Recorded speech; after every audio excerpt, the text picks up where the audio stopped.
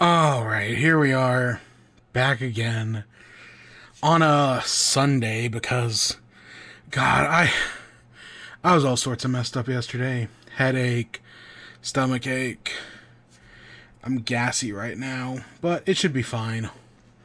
Hopefully I don't explode. I don't know, I might.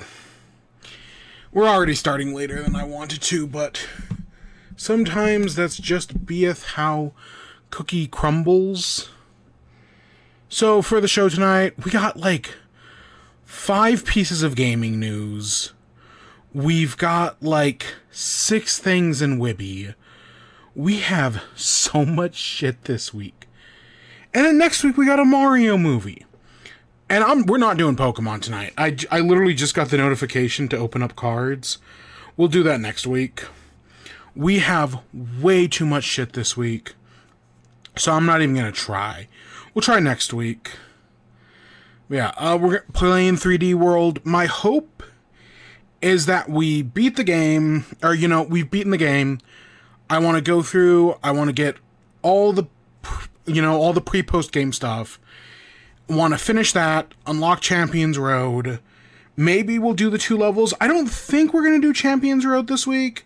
I don't know. The thing is, I've never beaten Champions Road before. In all my years of playing Pokemon, or not Pokemon, in all my years of playing Super Mario 3D World, because this game's like 12 years old now, if not older, 14. I have never beaten Champions Road. I couldn't do it on the Wii U. I couldn't do it on the when the Switch port came out in 2021. I have never been able to beat Champions Road. And maybe tonight will be the night, but I don't think we're even going to attempt it tonight. I think we'll try again next week. Just, I don't know. We'll see. Again, we have a lot of shit to do, but not like so much. Oh, but then we also got to do that fuck-ass level, the 20-star question block house. That one also fucking sucks. It's not nearly as hard as Champions Road, but it still sucks. So we'll see how that shapes out. But we got a little bit of everything, Admittedly, most of our news, half of it's Nintendo, half of it is just shitty things happening in the gaming industry. And WIBE, we got some video game stuff for the first time in a while. We got a movie. I watched the Mario movie. We got the worst episode of Invincible. We got a few other things. We got a book if we have time. If we don't, I'm not too worried. Yeah, we're going to do a little bit of everything. At least that is the hope. Let me get something to blow my nose real quick. I'm definitely going to have to go get water. Oh my gosh, am I. But we'll do that in, an hour or 2.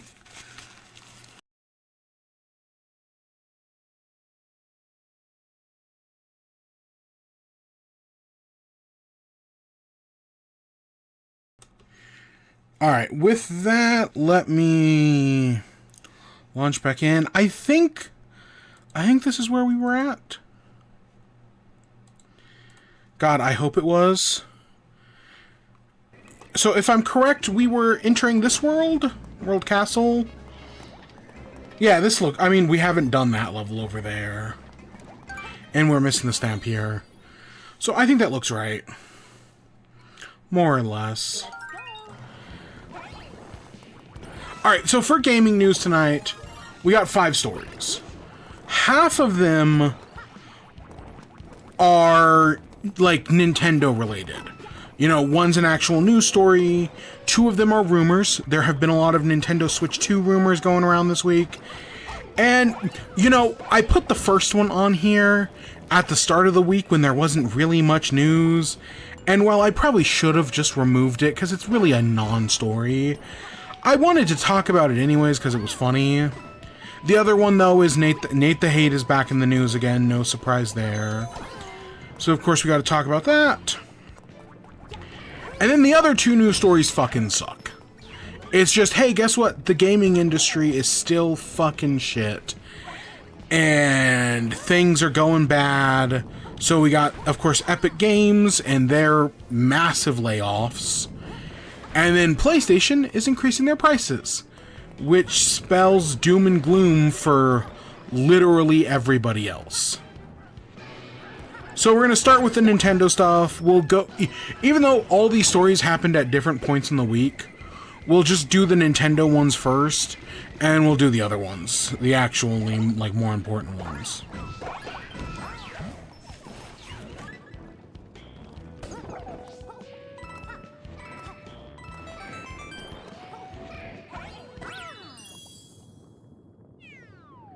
Alright, so let's start off with Nintendo lowering game prices. So Nintendo put out a statement. I'm not going to read the whole thing, but basically it says that new Nintendo published digital titles exclusive to Switch 2 will have an MSRP that is different from physical games. That's it. That's the whole statement.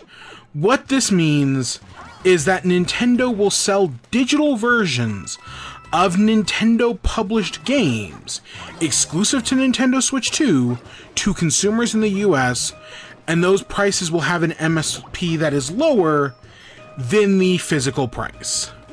So if you go on any other gaming website, you know, IGN, Game Informer, third example here, they have reported this story as Nintendo is increasing the cost of physical games. The story has been worded in a way to make it seem like, oh no, this is a bad thing that Nintendo is doing, and that they're increasing the price of physical games to $70, and that digital games are going to be $60. That's not what's going on here. You know, we give IGN a lot of shit, because people are mad that they, you know, gave Cuphead an 8.8 out of 10 instead of a 9 out of 10. Or they're mad about that Cuphead gameplay that, you know, wasn't even IGN. That was not even an IGN person playing that. Or because they gave Pokemon Omega Ruby a 7 out of 10 for having too much water. Like, we get mad at IGN and other gaming journalists for, like, all this, like, pedantic bullshit when they are just sometimes doing straight-up misinformation. Again, the way this Nintendo story has been reported from the games media is that Nintendo is raising the price of physical games, when that is literally the opposite of what's happening, and that they are in fact lowering the price of digital games. But if you just read IGN, you wouldn't know that. And it's been a weird week, because Nintendo lowered the price of digital games, and PlayStation increased the price of the PS5 by $100. And somehow Nintendo walked away the bad guy in this situation. That's just kind of where we are with Nintendo grifters at the moment. That anything they do makes them the bad guy. Even when, you know, every other company is fucking up in much worse ways. The PS5 going up $100 is way worse. And yet Nintendo walked away the bad guy and got more shit this week than PlayStation did. That's just, I guess, the state of the gaming industry right now. You know, grifters are gonna grift. So, the first thing to make clear about this, with Nintendo lowering the price of digital games, is that the price of games is $70. $70 has been the price of AAA games for like 5 years now. Any game you buy on Xbox, on PlayStation, a lot of stuff on PC, is going to cost $70. Really, the only holdout were, you know, like the indie studios and whatnot, you know, a few smaller scale ones. But Nintendo was your other holdout, and last year they finally caved and raised the price of games to $70. So I feel like part of the misinformation from this story is coming from the fact that people are still acting like the base price of a video game is $60, when $60 is not the base price of the video game, and has not been the base price of a video game in a long time. I know, we're not going to watch the $60 myth. I feel like I bring that up all the time. $60 is a myth. Video games have not actively been $60 for even long before, COVID hit and prices of everything went up. $60 has not been the price of games for a long time now. I bet the $60 myth video is, I think, like 8 years old. That was going on, 2018, 2017? Because $60 has not been the price of games in a long time. And admittedly, that's taking into account, stuff like gold editions, digital deluxe editions, the edition of the game that lets you play the game like 3 days early, which wasn't even a practice back when the $60 myth video came out. Which, if you don't know what I'm talking about, there's a video by Stephanie Sterling called The $60 Myth, where they talk about how, people will claim that $60 is the price of a game, but it's really not anymore.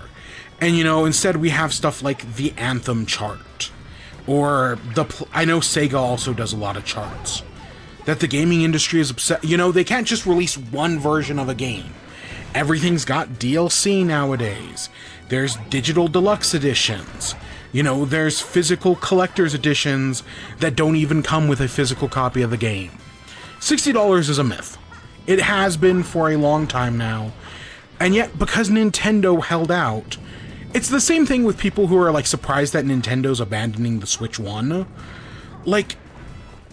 There are a lot of people who the Switch is their first and only experience with gaming. So the idea of abandoning their current system to move on to the next one is foreign to them. And it doesn't help that PlayStation and Xbox held on to the Xbox One and the PS4 well into 2023. So it's just a fucking mess. But no, this is not Nintendo raising the price of physical games. That already happened. Physical games, the new standard, is $70. But at least when I buy a game from Nintendo, I know that their full-time employees, which it sucks that there's a lot of contract employees, and that's a whole thing for another day. But their full-time employees make good wage. They have one of the highest, retention staff rates in the world. People love working at Nintendo, and Nintendo very rarely fires employees. Nintendo actually pays their employees. And when they increase the price of games, guess what? They also increased how much they're paying their employees, which is something I cannot say about any of these other gaming companies, especially the two we're going to be talking about tonight, Sony and Epic. But yeah, no, $70 is the new standard, but there's always been that lingering question for years now of, when you're buying a physical game, it comes with a box. It sometimes, used to have an instruction manual. It comes with a disc or a cartridge. You have to ship that, across the sea. All that stuff adds up. So shouldn't digital games be cheaper? This has been a question for as long, since the Xbox 360 days. I remember people talking about how physical games or digital games should be cheaper. And the reason at the time of the Xbox 360, I remember people saying that no, physical and digital have to be the same price, is because of places like GameStop and Walmart. Specifically, they were referring to stuff like the Sega Saturn, where, GameStop would say oh, well, you're charging more for physical games. Well, I guess we just won't carry, the PS5 anymore. Oh, you want to charge less money for your physical games? The ones they buy at GameStop? then we're just not going to carry your products anymore. Because that's a thing that Walmart did to the Sega Saturn back in the day. You know, they said they're not going to carry the Sega Saturn, and that, you know, severely hurt that console, allegedly. You know, it's always a little bit complicated. There are always multiple contributing factors. But that's always been, you know, the one argument against cheaper digital games is that, oh, well, you know, companies, Walmart, GameStop, Target, that take a cut out of physical game sales, well, they won't get that cut anymore, so why would they sell your product? But we're just in a different, you know, that was 15, 20 years ago. We're in a different landscape now. GameStop barely fucking exists anymore. And so, yeah, Nintendo looking at the Switch 2 and being like, okay, we have this digital marketplace. You know, we don't have to pay other creators, you know, companies like Walmart, Amazon, whatnot, to host our games. They sell digital games as well. Like, I get it. I get where this is coming from. The thing is, it just needed a company to be brave enough to fight against it, to, you know, establish the new norm. And if Nintendo is the one who's going to establish it, then I guess that may, you know, this is one of those dominoes that I hope falls with everybody else. That, you know, soon we'll start seeing PlayStation and Xbox make their digital games cheaper. They probably won't, but you never know. You know, if this works well for Nintendo, because Nintendo very clearly wants people to buy digital games, you know, that's kind of the new hotness, even though, again, it's been something people have been doing for like 20 years. Of course, this does open up Nintendo to potential, like, British lawsuits, you know. Think of the shit that Epic tried to do with Apple, because it's always the UK courts. Because America has no protections against fucking anything, because we live in hell.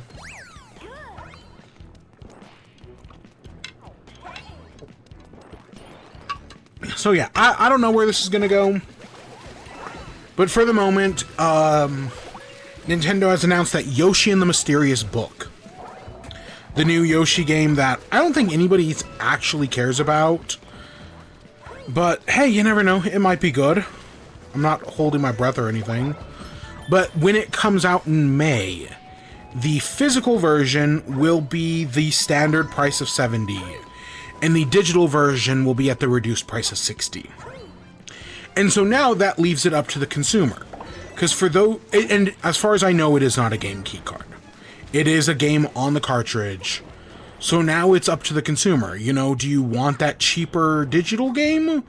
Or do you want to pay more money to have that physical game that, you know, is...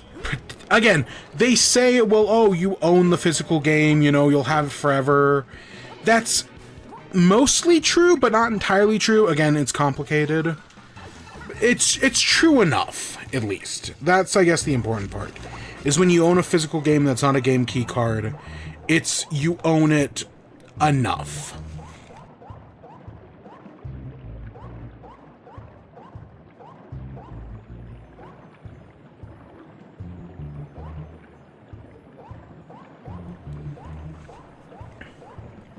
So yeah, it's just, you know, this is Nintendo doing this. They're experimenting with something new. I do wonder what other games are going to follow suit. Because I'm surprised, like, Animal Crossing doesn't work like this. You know, who else are, you know... Because the thing is, we don't know about any Nintendo games past Yoshi and the Mysterious Book. I mean, of course, we know Pokemon Wind and Waves. We know there's a Splatoon game. But we don't have, like, release dates or anything for any of those. The last Nintendo release date we have is Yoshi. We've got nothing for June and beyond. Outside of just knowing these games exist. Now, that does bring us to some rumors. So, we'll talk about the broad one first. And then get to the NateTheHate one. So, the broad one is there was a rumor going around this week that GTA 6 is going to be coming to the Nintendo Switch 2. That sounds fucking crazy. I would put that at a 1% chance of actually happening, but 1% is still 1%. I mean, anyone who's ever played, XCOM knows that anything's fucking possible. Fucking XCOM. So this all comes from the Twitter user Kiwi Talks. And basically, Kiwi Talks was saying that they know an insider. They have, a friend who is an insider source who is claiming that GTA 6 will be releasing on Nintendo Switch 2 later this year. And so they made a bet about it. That Kiwi Talks and this anonymous source have made a bet that it will be revealed by May. Because I've said this before, by May, we will either get more information about GTA 6, or GTA 6 will be delayed until next year. I think both things are entirely possible, but by May, I think we will know something. So I don't think that's if you're betting on dates, that's not a bad bet. The actual bet itself is fucking crazy.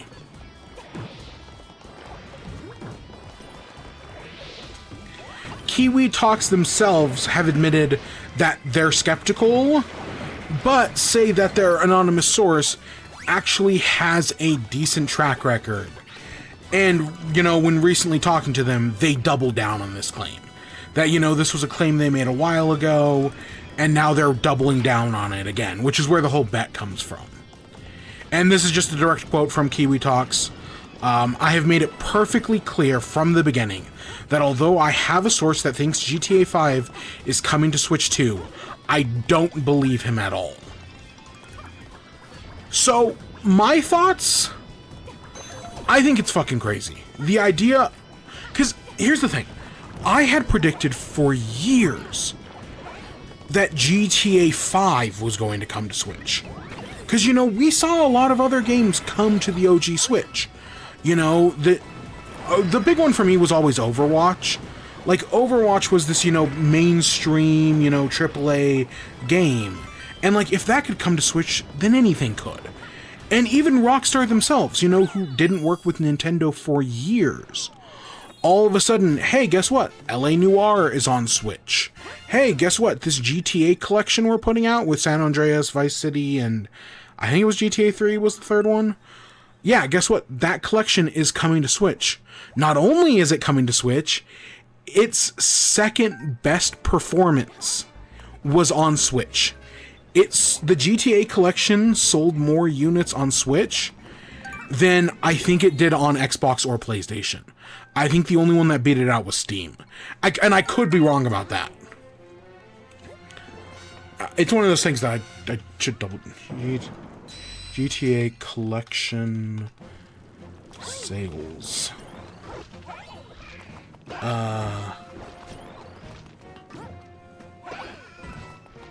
It broke 14 million in sales. But I don't see anything other than that. I don't know. I remember hearing somewheres that it sold really well on Switch. That does not surprise me. The GTA collection working well on Switch. Again, anyone can own a Switch. Of course a game like GTA could sell on Switch. But I always would have thought they would have brought GTA 5 to Switch first. Mainly because GTA 5 is a PS3 Xbox 360 game. That's how old GTA 5 is. I had always just figured, if it was gonna come anywheres, it would because they could easily port that to Switch. It's a PS3 Xbox 360 game. It was the same argument with Persona. Persona was another big one where I was like, okay, well, this is gonna happen eventually. And guess what? It did eventually happen, Persona. But no, much to my surprise, GTA 5 never came to Switch. But now we have this rumor that GTA 6 might be coming to Switch. And so yes, I put it at a 1% chance of happening. Especially this source claims, it's gonna happen day and date with the Xbox and PS5 release. I don't believe that part either. That part sounds fucking crazy. I can see it happening eventually, just probably not at launch. The launch part is also equally wild. Because you gotta remember, potentially, GTA 6 has been in development for years now. Nintendo could have reached out to them years ago and been like, hey, here, we know Nintendo was selective with Switch 2 dev kits. And in theory, they could have just given Rockstar one and be like, yeah, here, take it. Red Dead Redemption is on Switch. And I know there were rumors. I don't think Red Dead Redemption 2 Switch. Did Red Dead Redemption 2 ever come to Switch? No, only the first one did. There were definitely rumors. Maybe even from like NateTheHate. There were rumors of Red Dead Redemption 2 coming to Switch. So, again, anything is possible. Personally, I don't really believe that this is going... At least not in the way this leaker, claims, this anonymous source. But I wouldn't be surprised if something happens. I wouldn't, but anything is possible. I do definitely think, though, by May, we will know whether or not GTA 6 is coming out this year, or if it's delayed until next year. Because I could see it being delayed until May of next year. I think that is totally possible. But you never know. You truly do never know. So, finally, of course, with the final piece of this, someone asked NateTheHate, like, hey, what are your thoughts on this? You're the biggest Switch leaker in the world right now. What's your take? And NateTheHate says that he has also heard rumors that GTA 6 was being tested on Switch 2, but it was unknown if it will eventually launch on the platform. So at least there has been tests or something. Again, this is all alleged, and I can totally believe that Rockstar, tested it out to see, could this thing work? I can totally believe that did happen. It's just a question of, will it go farther than that? Because here's the thing, developers can do crazy things. I don't know if you've played Cyberpunk on Switch 2. Cyberpunk on Switch 2, well, yes, it does take a little bit of the hit. It doesn't look as good as it would on, a high-end PC or probably a PS4 Pro or PS5 Pro. It still looks decent, and it runs really well. I have had no issues. Huh, I never noticed the rocket back there. Huh, I've never noticed that before. That's cool. But yeah, Cyberpunk runs crazy well on Switch 2. Again, for a downscaled port, it looks fine, and it runs well. And I know there's been a lot of rumors with Elden Ring that the Switch 2 port on Elden Ring was really rusty. At GDC the other week, I guess they showed off a new build, and things are looking a lot better. That I guess the Elden Ring port, that, it was very clearly early in development. And since then, they've done a lot of polishing, and we're in a much better place. So, again, this is kind of a nothing burger of a story, but I think it's interesting to talk about, just the idea of GTA coming to Switch, and I do kind of hope it happens. I think that'd be really interesting. Because I had previously said that Nintendo is the one company that could, stand up to GTA 6. Because, right now, that whatever GTA's current release date is, every other gaming studio is clearing a path for them. Nobody wants to release too close to GTA 6. In the same way that nobody wanted to release too close to Silksong. However, Nintendo's audience, and especially if it wasn't coming to Switch 2, Nintendo could release a Mario game or a Pokemon game on the same day as GTA 6, and they'd be the one studio that could compete. They would have no issue. It was just a question of, would they actually do that? Pokemon cleared out of the way. The story we're about to talk about seems like there's not going to be a Mario thing this year. But if GTA 6 is coming to Switch, that means that, yeah, even Nintendo's probably going to open a path for them. That even Nintendo wouldn't want to compete. Which is definitely the right move. I don't think Zelda could. I know Zelda's a critical darling. I don't think Zelda could, stand its own against GTA 6. I don't know, that might just be me. I think it's really only Mario and Pokemon.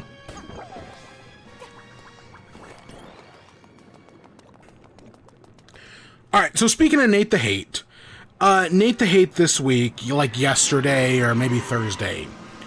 Oh no, it was Thursday or Friday, sat down and did a podcast where he talked about, what's upcoming for Nintendo.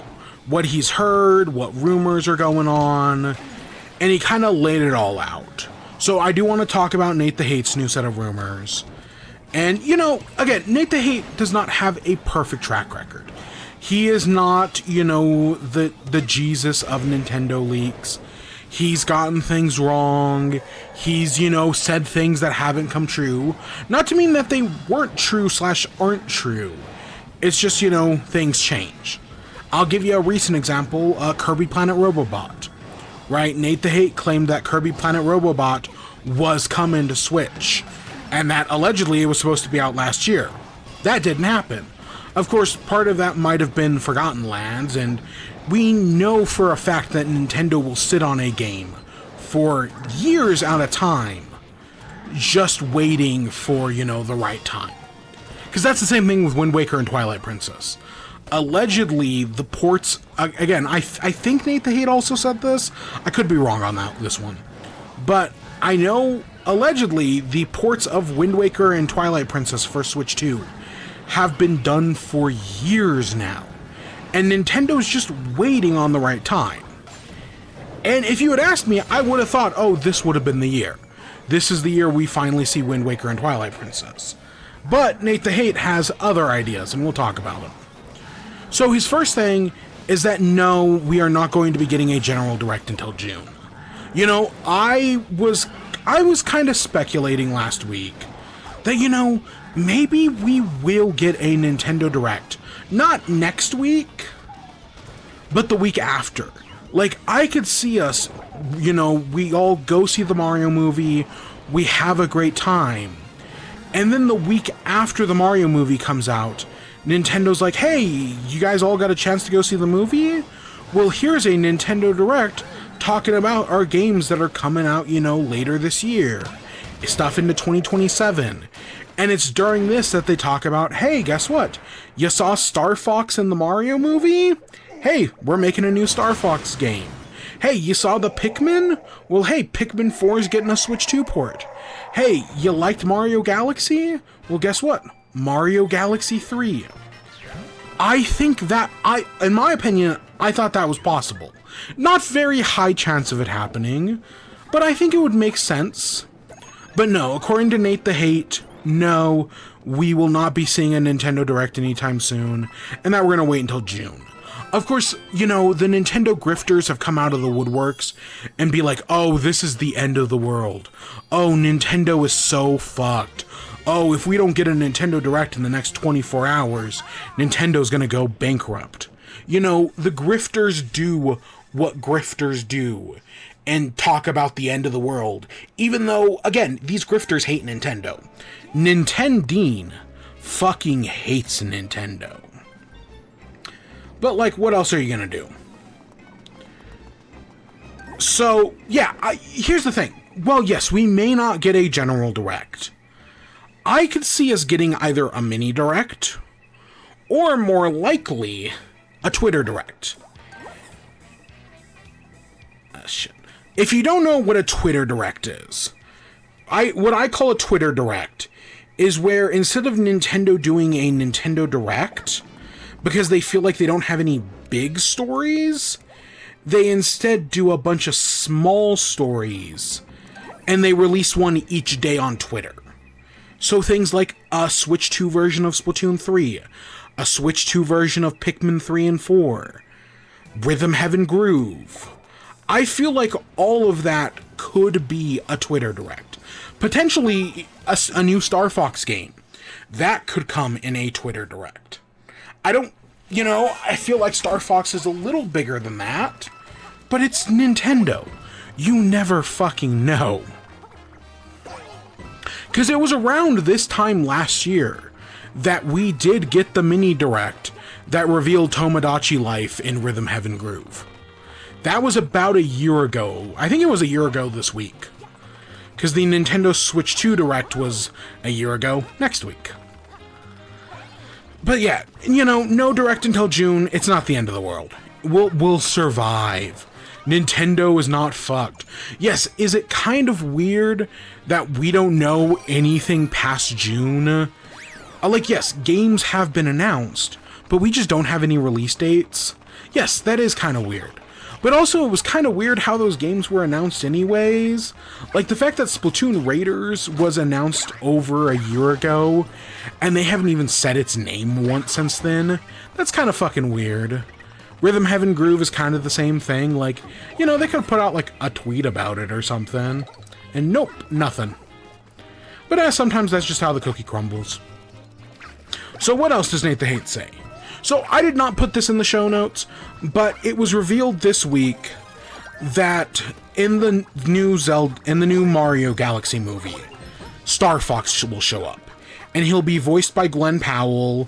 And yes, that would have been a cool reveal to see in the movie. I know people had already been, I think it was Andre Segers who had speculated on it. There was this hint. Yes, I know people had already thought about this being a possibility. But even still, I don't know why they revealed this early. I saw someone say that Star Fox's role in this movie is going to be like David Hasselhoff's in the SpongeBob movie. And that's kind of what I'm hoping for. I don't want his cameo to be over 3 minutes long. Same thing with Pikmin. I do not expect Olimar to be in this movie. I expect the Pikmin show up, they get at most 30 seconds, and then we move the fuck on. But, of course, we'll see. We shall see, shan't we? The movie comes out in 3 days.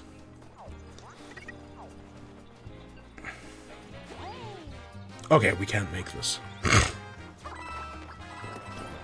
But yeah, so with that information, I thought, okay, well, if you've got Star Fox in this new Mario movie, it would make sense to do something Star Fox related.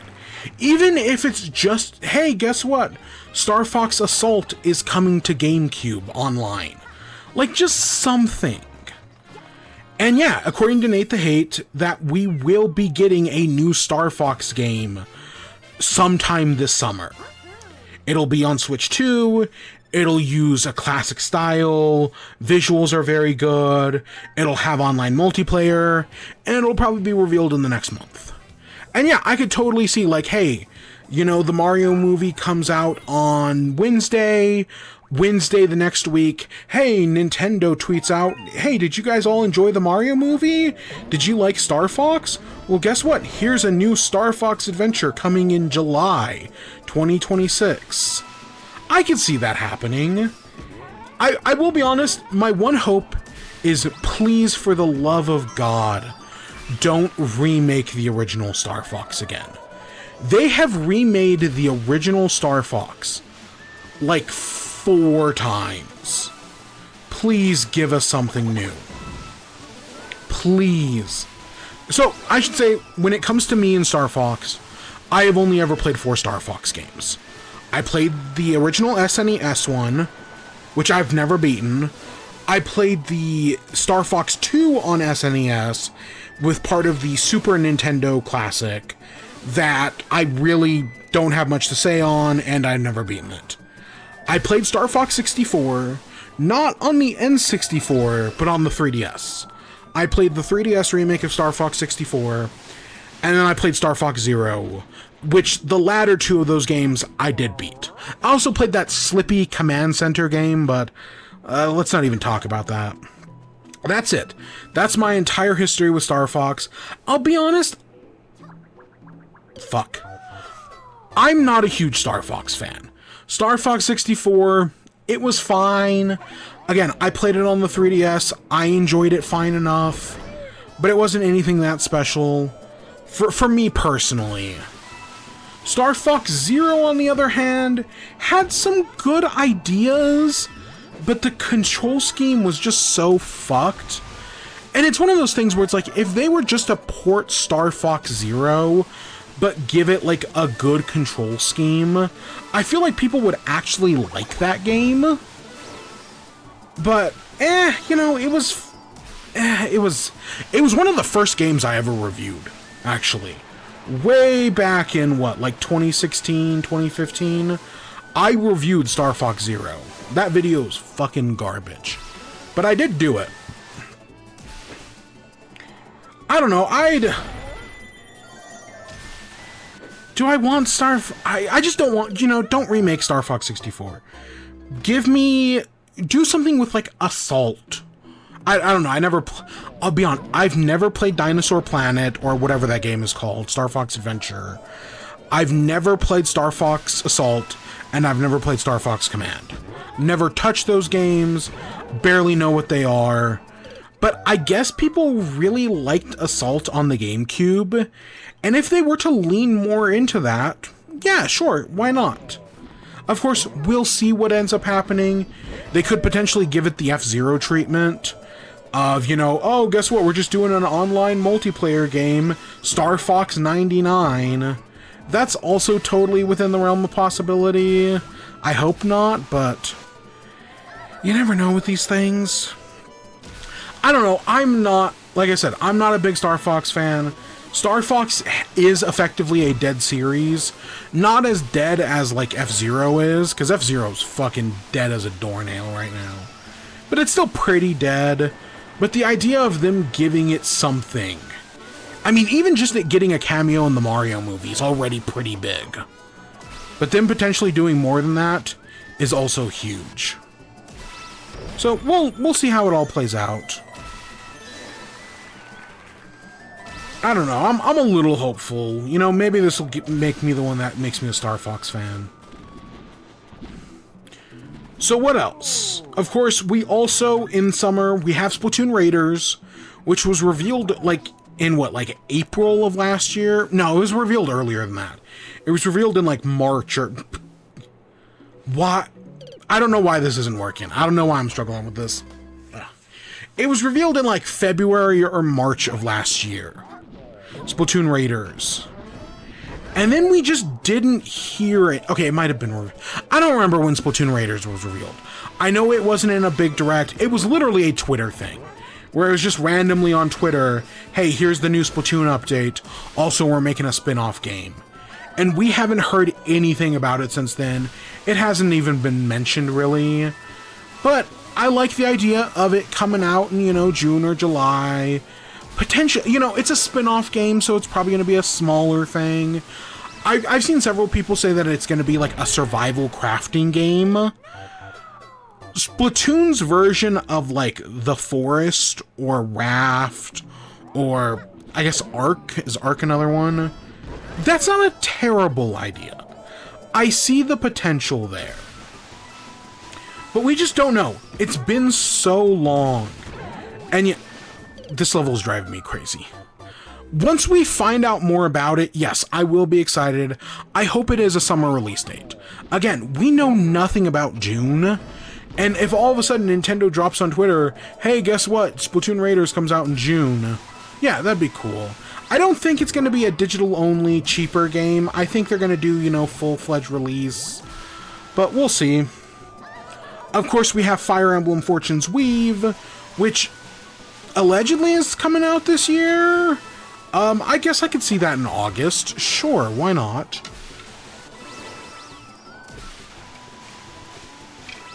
I don't know, I'm not really a Fire Emblem guy.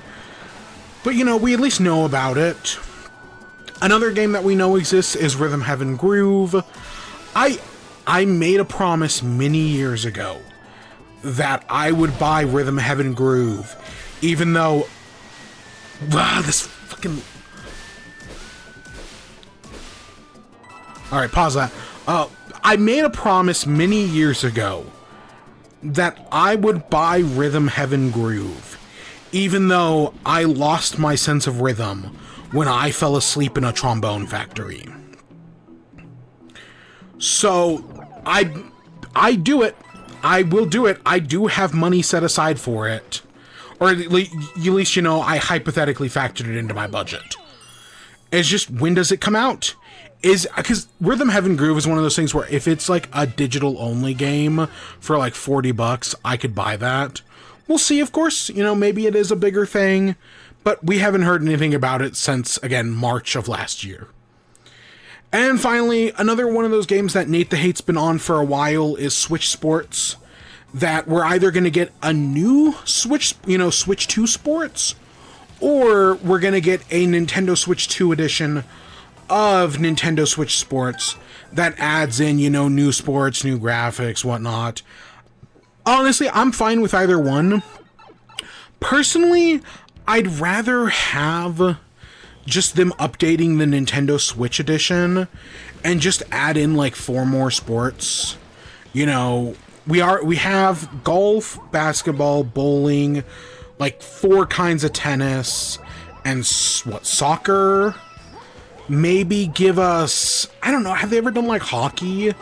You know, use the soccer mechanics to give us like a version of hockey. Give us baseball. I know people really want baseball. And then like 2 other things. And then, hey, guess what? Big gimmick for, you know, the DLC is it's Switch 2 Sports Return to Woohoo Island. That people would fucking love that. Especially with them bringing back the Miis. That's honestly, that would be the biggest sell for this to be a new game and not just a port of the Switch version, is to be like, yeah, we heard you guys, you wanted back the Miis, so the Miis you use in Tomodachi Life, guess what, they're playable on Switch 2 Sports. Also, Nintendo should just go in and update the Mii Maker.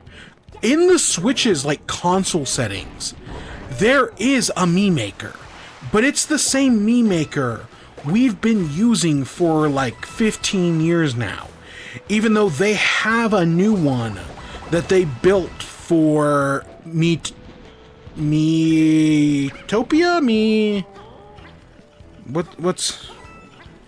It's Miitopia, or the fucking, the magic one.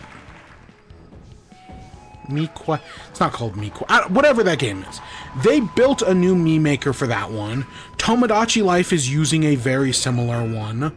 You know, that's just an updated version of that. Just make that the default Mii Maker. Like, come on, Nintendo. Go in and update your shit. And then let us use that in Switch 2 Sports. Like, that'd be fun. I don't know. We'll see. But I do think something Switch 2 Sports is happening. Of course, there are other Switch 2 editions that Nate the Hate claims is happening, specifically Pikmin 4. You know, we know for a fact that Pikmin 3 in Splatoon 3, where Switch 2 editions were rated in other countries. And, like, I want to say it was rated in, like, Korea or Australia or something. And that was it. That was we heard about that back in, like, January. And we never heard anything again. So I could see them officially being like, yep, Pikmin 3, Pikmin 4, in Splatoon 3, now with mouse controls. You know, just give all 3 of those games mouse controls. That's kind of all you have to do. I would love for Pikmin 4 to get, like, a Cave of 100 Trials, like, roguelite DLC. But outside of that, I don't actually expect anything. And then the next big thing is, so, again, I had thought it would have made sense, finally, this year, give us Wind Waker and Twilight Princess. Again, it's been rumored for years now that those ports do exist, they have been completed, and we're just waiting on Nintendo to find the right time to release them. But according to Nate the Hate, no, we're not getting any of that. We're instead going to be getting an Ocarina of Time remake. Now, I want to be clear. I am excited for an Ocarina of Time remake. I have been trying to manifest this for many years now. You know, me and, like, the guys over at Kinda Funny, you know, Blessing and Tim, We've been trying to like manifest Ocarina of Time remake. I've been saying that Nintendo should give Ocarina of Time the Final Fantasy VII remake treatment. Like, don't just remake the game. Go back to the drawing board and like completely reimagine, like, hey, if we made Ocarina of Time in 2026, what would that look like? Because that worked out really well for Final Fantasy VII. You know, taking Final Fantasy VII and being like, what if we made this in like 2018? People love that game. People love the second part. Don't do it, maybe don't do it in multiple parts. Like, I could see them being like, oh, we're gonna do a child timeline game and an adult timeline game. Maybe don't go that far, but give it like the proper care and respect it deserves. I feel like people would really like that. But even if this is just like, hey, you know those changes we made on the 3DS remake? Guess what? We're putting all those changes in a big console version, and it looks really good. Like, it doesn't look like a bunch of polygons with textures. It now actually looks really nice. I'd be fine with that. You know, there's a part of me that says like, oh, remaking Ocarina of Time in the Breath of the Wild Tears of the Kingdom engine, it's not a terrible idea. I mean, I would happily pay $60 for Mario 64 remade in the Mario Odyssey engine. I would pay so much fucking money for that. You don't even know. But we'll see if any of that actually happens. But no, it very much feels like this whole Ocarina of Time thing is something we've been manifesting, but didn't actually think. I didn't actually think it was going to happen. I just thought like, oh, we're just going to get Wind Waker and Twilight Princess this year. Which, to be fair, I do really want to replay Wind Waker. I care less about Twilight Princess. It's fucking Twilight Princess, whatever. But Wind Waker, despite its flaws, is still a really good time.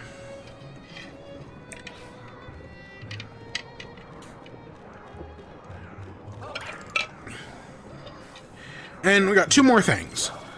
There is not going to be a 3D Mario this year. Again, I know a lot of people are trying to manifest a 3D Mario, and with the second Mario movie, I think that makes a lot of sense. However, it looks like Nintendo's going to take another year, and while it will probably be announced this year, it probably won't come out until next year. And I think that's fine. I know this is a controversial take. I think Donkey Kong Bonanza is as good as any 3D Mario would be, and perfectly fills that slot. And people just aren't giving it its laurels because it's not Mario. Donkey Kong Bonanza is just as good and deserves more respect than it gets.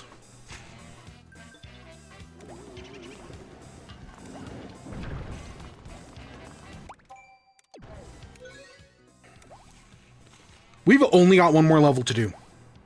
And then we gotta do the post-game stuff. Oh, shit. Oh my god, we still have so much to talk about tonight.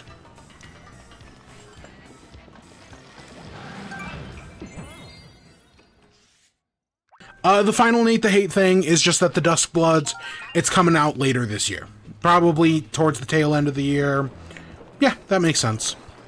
Overall, I think all the Nate the Hate stuff is all totally possible. Again, he's gotten stuff wrong in the past. You know, things are more complicated than they seem. But I think any of this is possible. And I'm pretty sure, probably in a Twitter Direct, sooner or later, we will start to find out the truth of what's actually going on. But yeah, with the Mario movie next week, I think Nintendo's going to start revealing stuff pretty soon.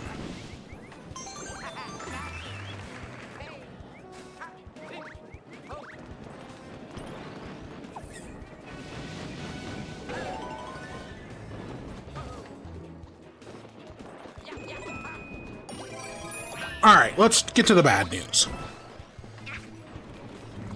So first, our story is Epic Games.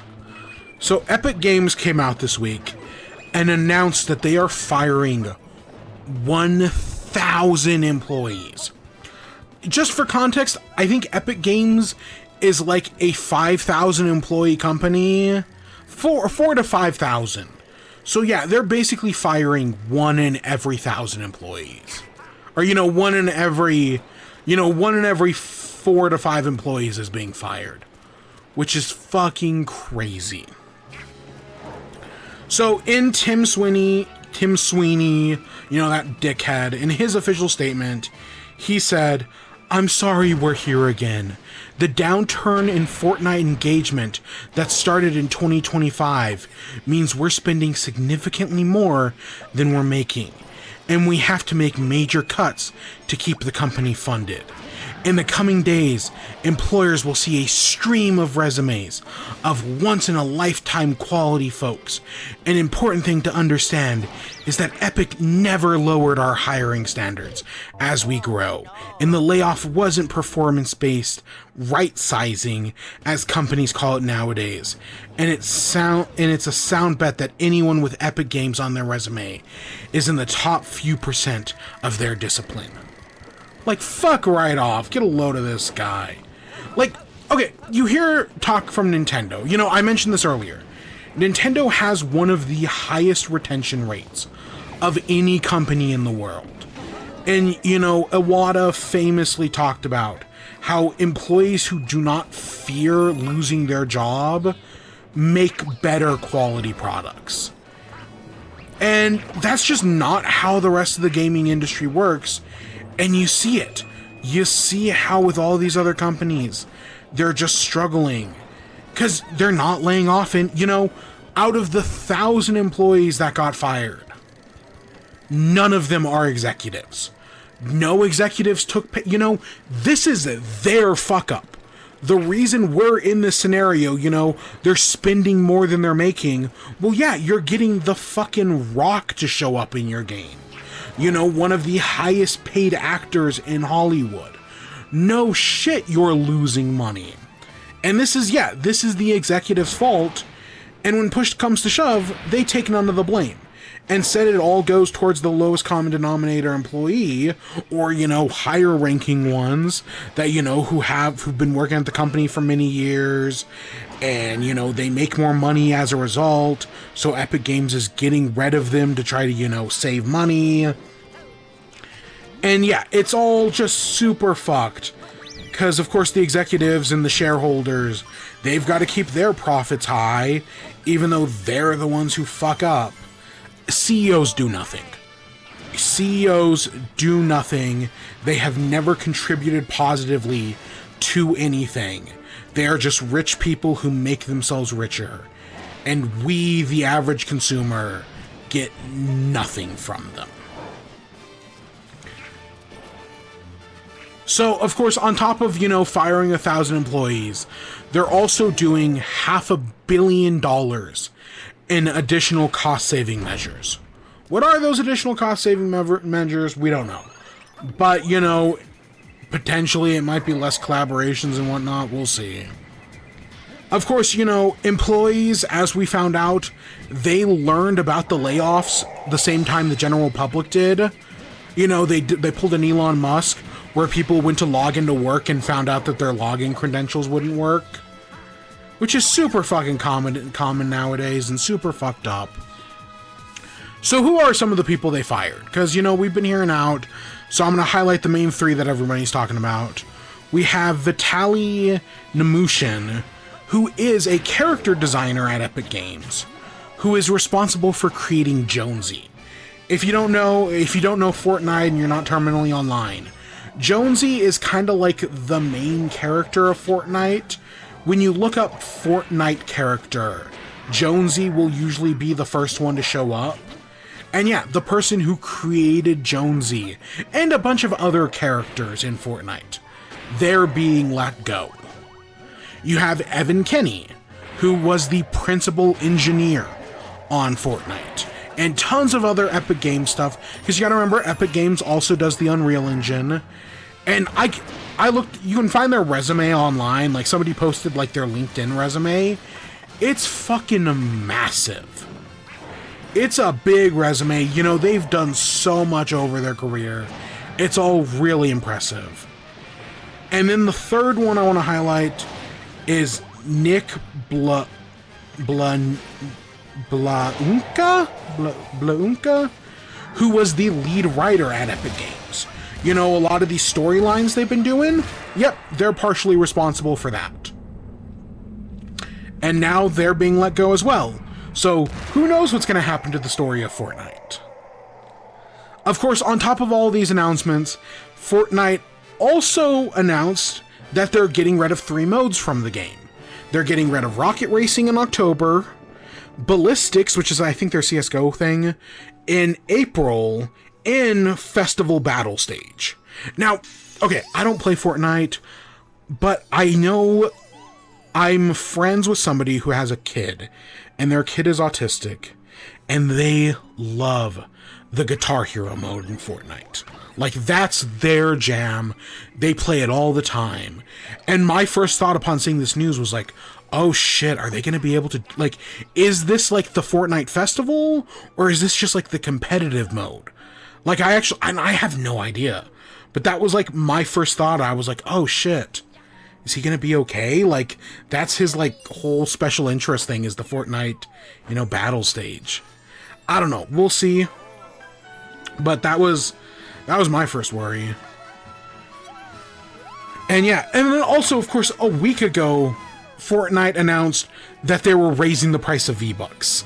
You know, what you used to spend like $10 to get like 1,000 V-Bucks, now $10 only gives you 800 V-Bucks. So either way, you know, they're charging more money for less product, and we're still expected to pay for it all. Yeah, this whole thing with Epic Games fucking sucks.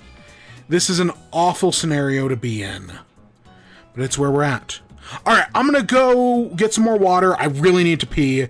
We'll talk about the PS5, and we'll be right back. So yeah, give me a second.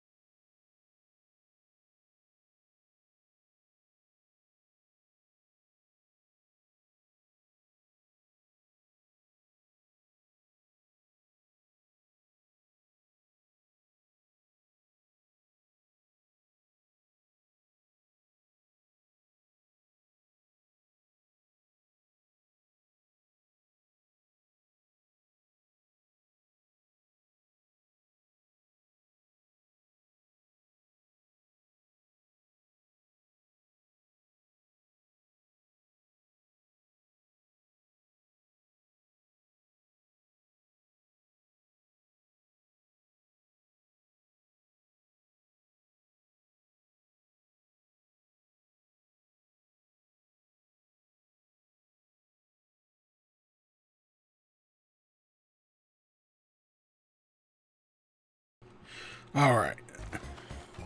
So we're back here, World 1-1. I switched back to Rosalina.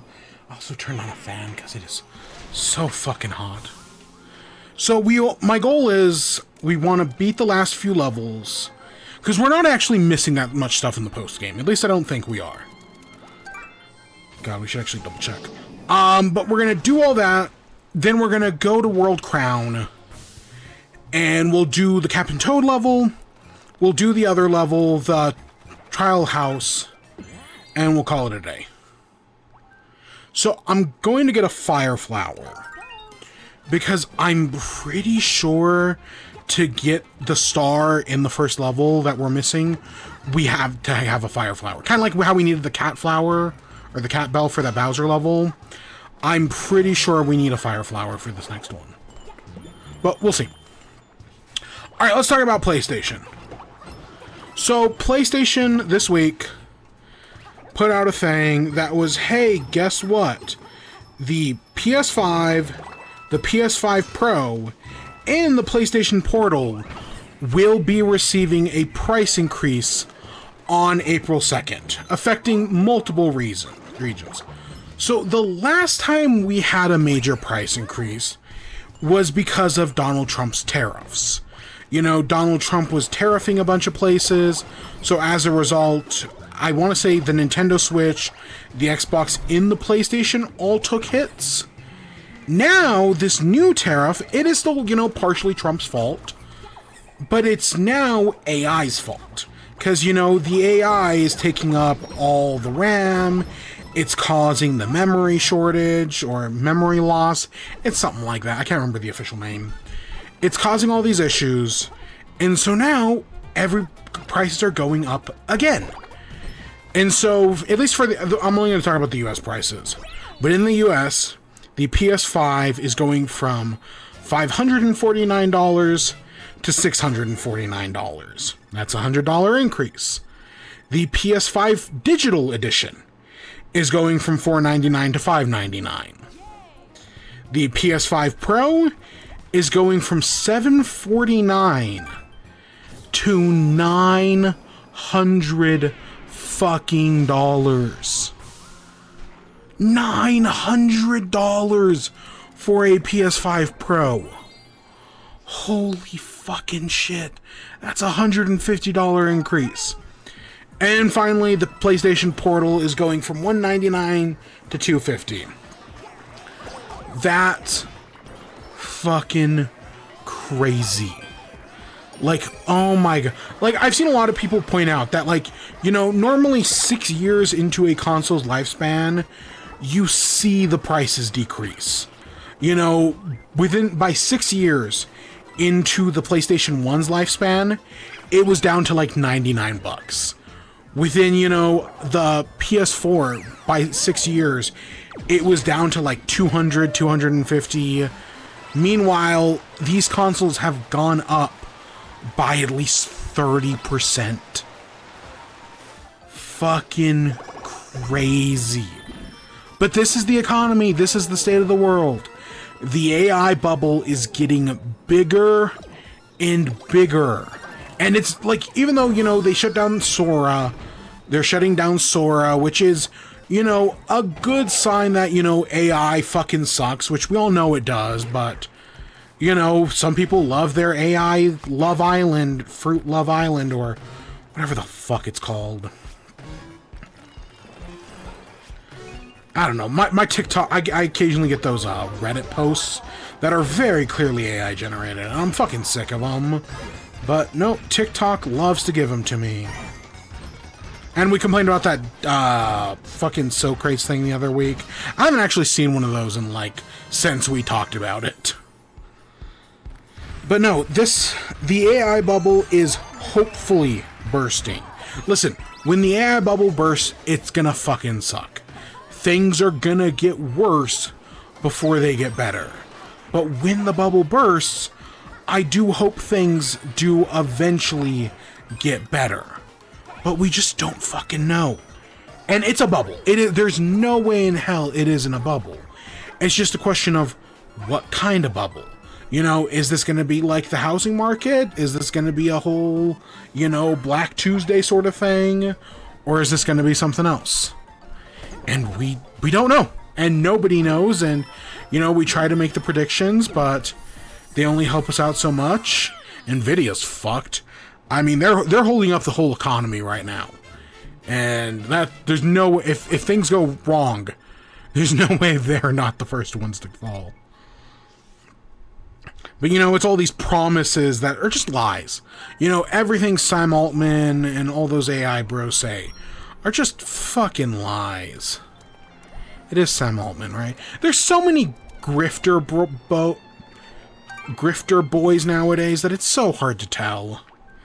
But yeah, no, just the craziest part about this story, like I was saying earlier, is that, you know, the PS5 Pro is $900. And somehow Nintendo walked out of this the bad guy for decreasing the price of digital games by $10. How the fuck that happens, I have no idea, but that's what happened this week. That's what people would rather pay $900 for a PS5 Pro than they would, you know, $60, $70 for a video game. I don't get it. Then again, that's how gamers TM work. They don't actually have logic and reasoning. They're just a bunch of incel chuds who do whatever their incel chud overlords Jeffrey Epstein tell them to do. Yeah. That's the one, I don't even want to say good thing, but one of the things I've gotten out of all the Epstein file stuff is that you can just tell any incel dude bro chud that their entire worldview was designed by Jeffrey Epstein, and it just shuts them down, because it's true.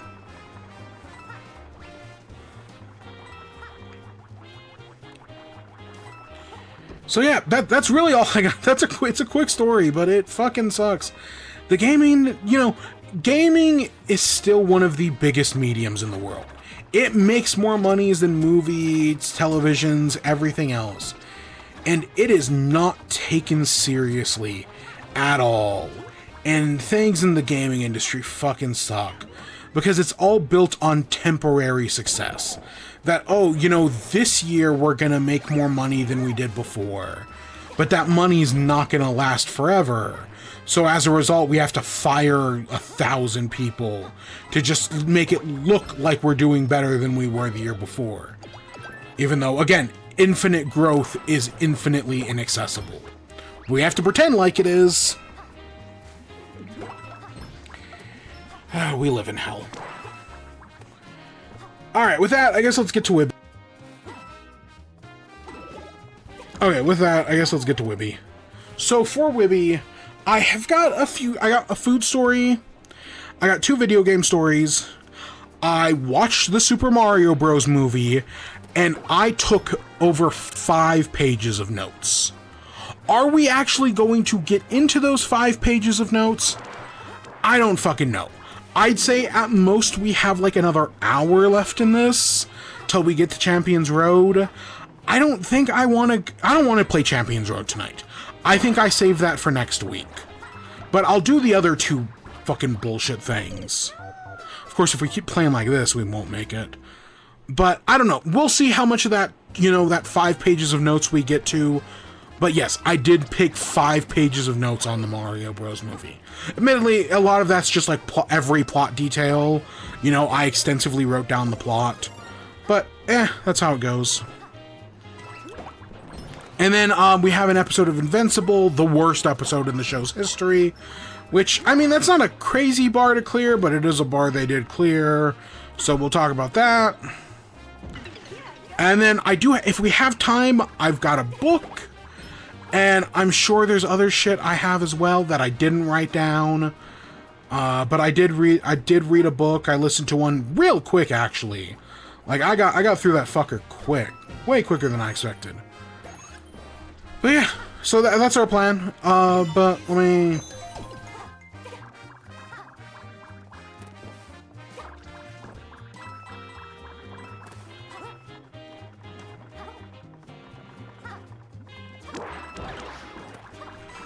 You know, I don't have it on the... I played a little bit of Mario Kart this week. I played it with some people.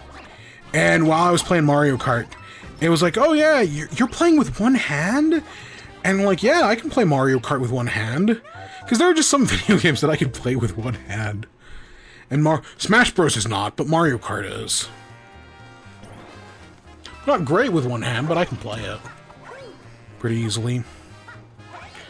Alright, let's talk about the food thing. So, the restaurant, Freddy's, you know, they're one...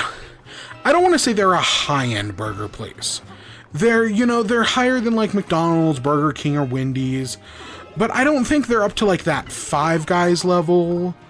You know, yes, they're still a fast food burger chain, but, you know, they're more close to the higher end. They do steak burgers, they do custard, that's their big thing. Freddy's is, you know, I like them enough. I don't always go, like, out of my way to get them or anything, but I like them well enough. And so they did a collaboration with Mike's Hot Honey. Because guess what? Everyone under the sun has to, at some point, do a collaboration with Mike's Hot Honey.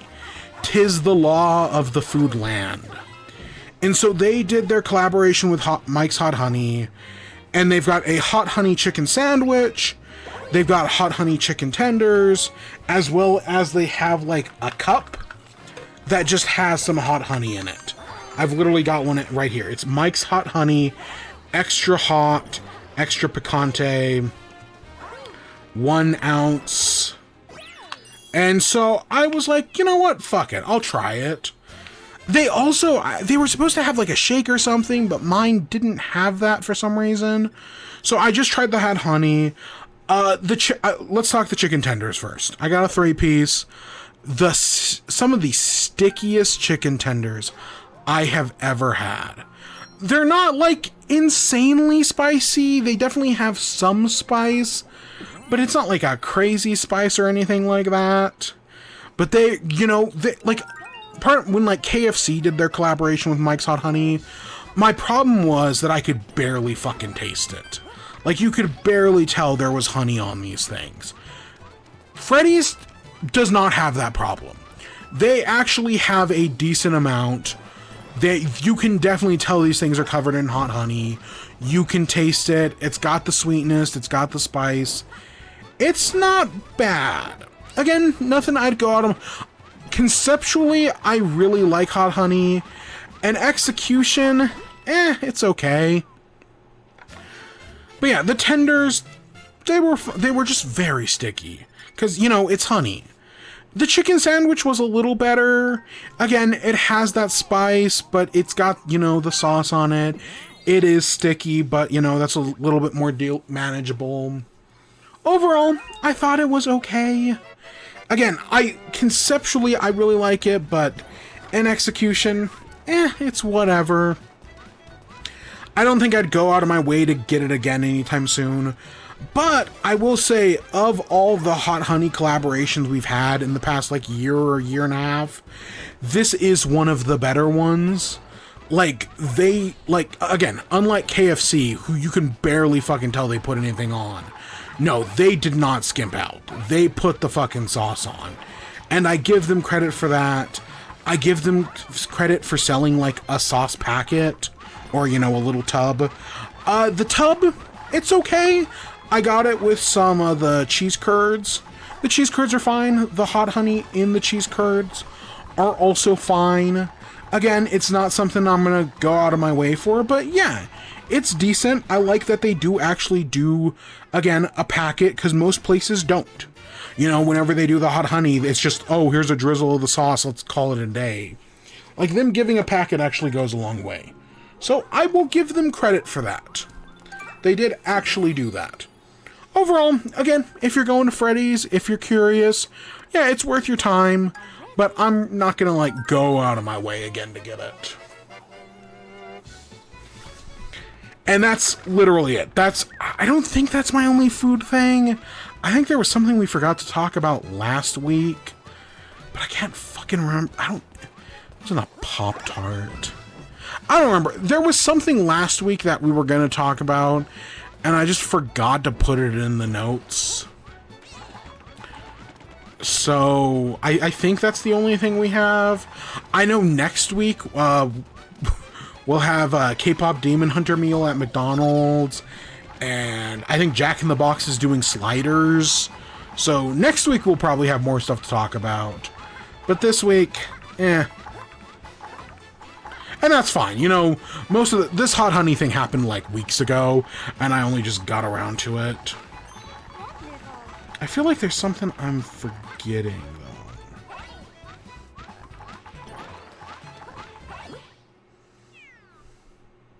No, I guess not. Okay, never mind. Alright, let's talk about Tomodachi Life. So, this week, you know, they get a bunch of games journalists got to preview Tomodachi Life. They got some time with the game, they got to make some me's and have some fun. If you want a preview video, go check out Kinda Funny. They're not the only ones I watch talk about it, but they were the big ones, you know, they're the accessible ones. Hey, guess what? He's showing for Kinda Funny. What else is new? Like, yeah, no surprise. But after that, the following day, so that was on Monday, on Tuesday, Nintendo put out an overview trailer. A 7-minute trailer, just kind of going over the game. If you watched the Direct, there's not much new information in the overview trailer, but you know the game comes out in 3 weeks. The real purpose of the overview trailer is, guess what? Surprise, surprise, there's a demo of Tomodachi Life. And of course, I couldn't resist. You know, I'm very excited for Tomodachi Life. I had the 3DS game. Of course I'm interested. And I'm excited. I was like, yeah, I'll play the demo. You get to create 3 Miis, do some basic island stuff. Oh, you get to see a dream sequence. You get to see the Miis make friends. You know, we found out a few things about the game. Because Nintendo has a lot of weird choices, and we found out the weird choices get even weirder. So, I'll go through it. So, when it comes to Miis, I have been using the same Mii for, since the Wii era? The only change I have ever made to my Mii is that I gave it a beard. You know, it used to not have a beard, now it has a beard. Other than that, it's the same fucking character model. That's it. That's the only difference. So, I was like, okay, in this new Tomodachi Life, you know, because in the 3DS one, they actually had a thing where you could take a picture of yourself, and it would make a Mii. In this new game, they have this quiz you can take. And based on this quiz, you like answer like, oh, what is their eye shape like? What is their face shape like? And then after you answer those questions, it'll create a Mii that kind of looks like them. I think Miitopia, or whatever that game was called, Miitopia, also did something similar. And so I saw this and I was like, you know what, fuck it, let's do that. You know, let's use a different, especially because I never moved over again, the same Mii I have been using since the Wii days, which I still have. I transported it from the Wii to the 3DS to the Wii U, or maybe from the Wii to the Wii U, from the Wii U to the 3DS, from the 3DS to the Switch. Yeah, I was like, but you know what, let's try out this new Mii. So I used the new Mii Maker. And yeah, there's new options, you know, I took the little quiz thing, and yeah, sure, it looks like me. It gave me a big forehead, I'll be honest about that. I definitely need to, like, move the eyes and eyebrows up a little bit more in the final game. But other than that, yeah, no, it basically gave me that. It gave me my beard. There's a better version, because none of the Mii mustaches look like my mustache. And now it's got a more accurate version of my mustache, which, I mean, I'll fucking take it. So yeah, I did that. And then you see, like, okay, it's got all these new settings. So, you know, you can now choose your gender. Male, female, non-binary. You can choose your dating preferences. Male, female, non-binary. You can choose pronouns. You can choose formal attire. Do you want to use male formal attire, female formal attire, or you just don't care? That's an option we didn't know about. And one of the other options that we found out from the previews is that, so in the original Tomodachi Life, you could have, you know, adults and children. But it was possible, like, let's say you're a guy and you have a sister, and you put your sister in Tomodachi Life. It is possible for you and your sister to, like, date. And that's kind of weird. Same thing with, like, you could, like, put your parents in there and you could, like, end up dating them. That's fucking weird.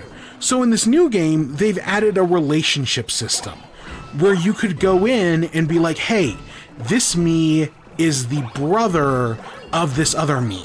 Which basically tells the game, hey, these two me shouldn't date. Or this me is the grandparent of this other me. This is a really good move. I think this is definitely something they needed to do.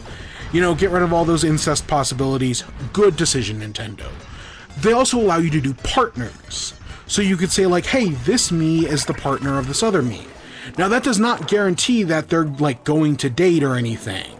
But they'll have, like, special interactions. Also a fun idea. So I was like, okay, I'll set this all up. I made my me, got them on the island, fed them, all that. And I was like, okay, let's play around with some of this new stuff. Okay, well, you know, they added, you know, same-sex relationships. So let's mess around with that. So I added my first me, Emma. And it was like, okay, let's make her bisexual. Cool. All works out. You add her, you know, you become friends with her. And then you get to a point where it's like the two me's want to be friends. And I was like, oh, okay, let's have them be friends. And one of the me's will ask, like, hey, what should we talk about to be friends? And as people have discovered, there is no censorship in this game. You can talk about whatever you want to talk about. You know, which is crazy, because, like, a few weeks ago, we got the Pokemon Fire Red and Leaf Green re-release. And in that re-release, people realized that one of the only changes they made is they added a censor to that game. So, you know, you can't name your Pokemon inappropriate things. Tomodachi Life doesn't have that censor. So, of course, immediately people started doing like, oh, what should we talk about to make our me friends? Let's talk about cock and balls. Let's talk about lesbian sex. Let's talk about Jeffrey Epstein. Like, people obviously took it places immediately. Like, we're talking within, like, seconds of the demo coming out. Because, you know the classic, like, TTP, time to penis? This game has a TTP of milliseconds. It's so fucking quick. I did not mess around with some of the new customization things. People have been doing photorealistic people. I've seen a photorealistic cat. I've seen human faces. People have been doing crazy stuff with the new Me Maker. But I'm not that skilled. I wish there was a way to share me's. But seeing the photos that people have been posting, no wonder Nintendo doesn't want people sharing content. Like, no shit. The amount of people I've seen do, like, again, Epstein Islands, let's talk about boobs. Like, no, oh my god, yeah, Nintendo, I get it. The fact that they didn't put, but even that aside, the fact that they didn't put a censor feature on this is also fucking crazy. Like, if that's a day one patch, I would not be surprised. The amount of stuff that is, again, just from a demo, there's no way they don't patch that in. Because, goddamn, it's really funny right now, and people have done some really funny things. But so far, you know, it's whatever. You know, I'm boring with it. You know, a lot of people have much more dirtier minds than I do. I was just like, oh yeah, let's talk about D&D. Because, you know, that's where I know her from. So I was like, okay, let's have fun with that.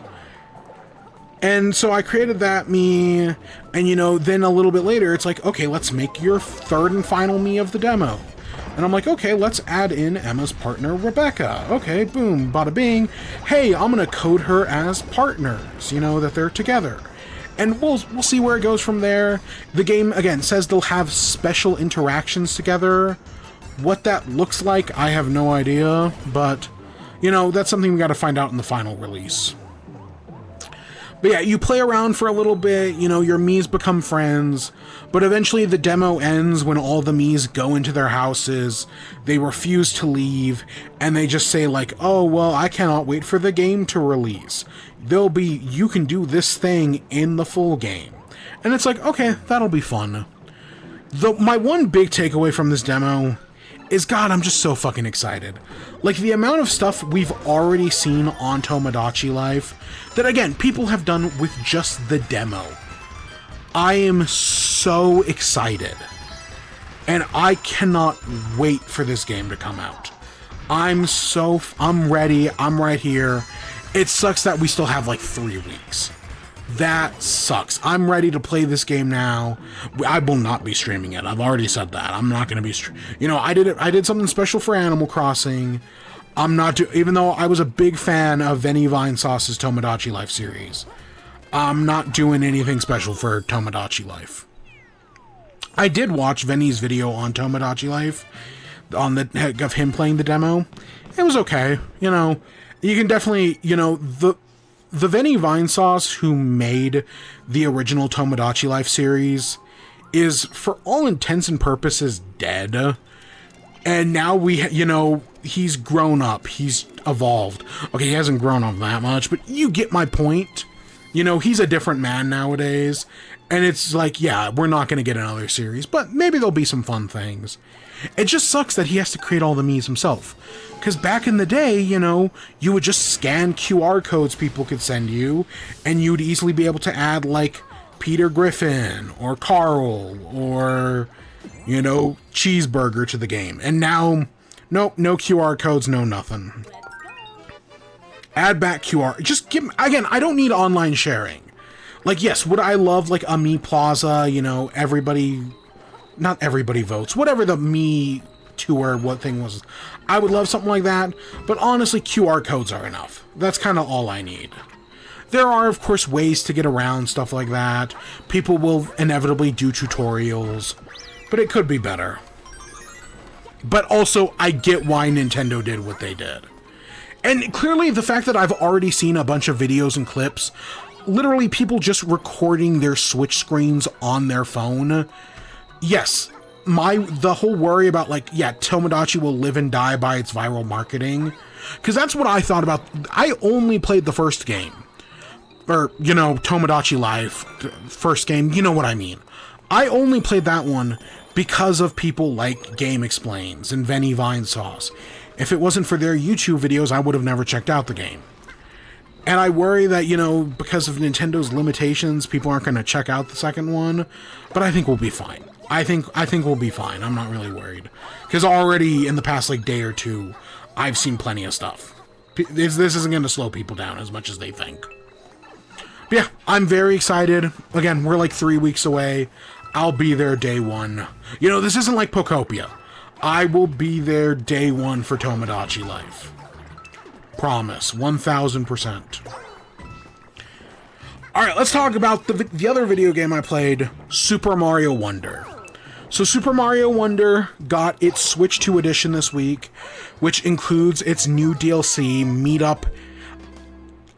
In my notes, it says Meetup at Bellabel Park. I'm pretty sure it's actually called Meetup in Bellabel Park. So I did play this game. I actually okay, one of the things that I do not like, my only problem with Mario Wonder is that you only have a single save file.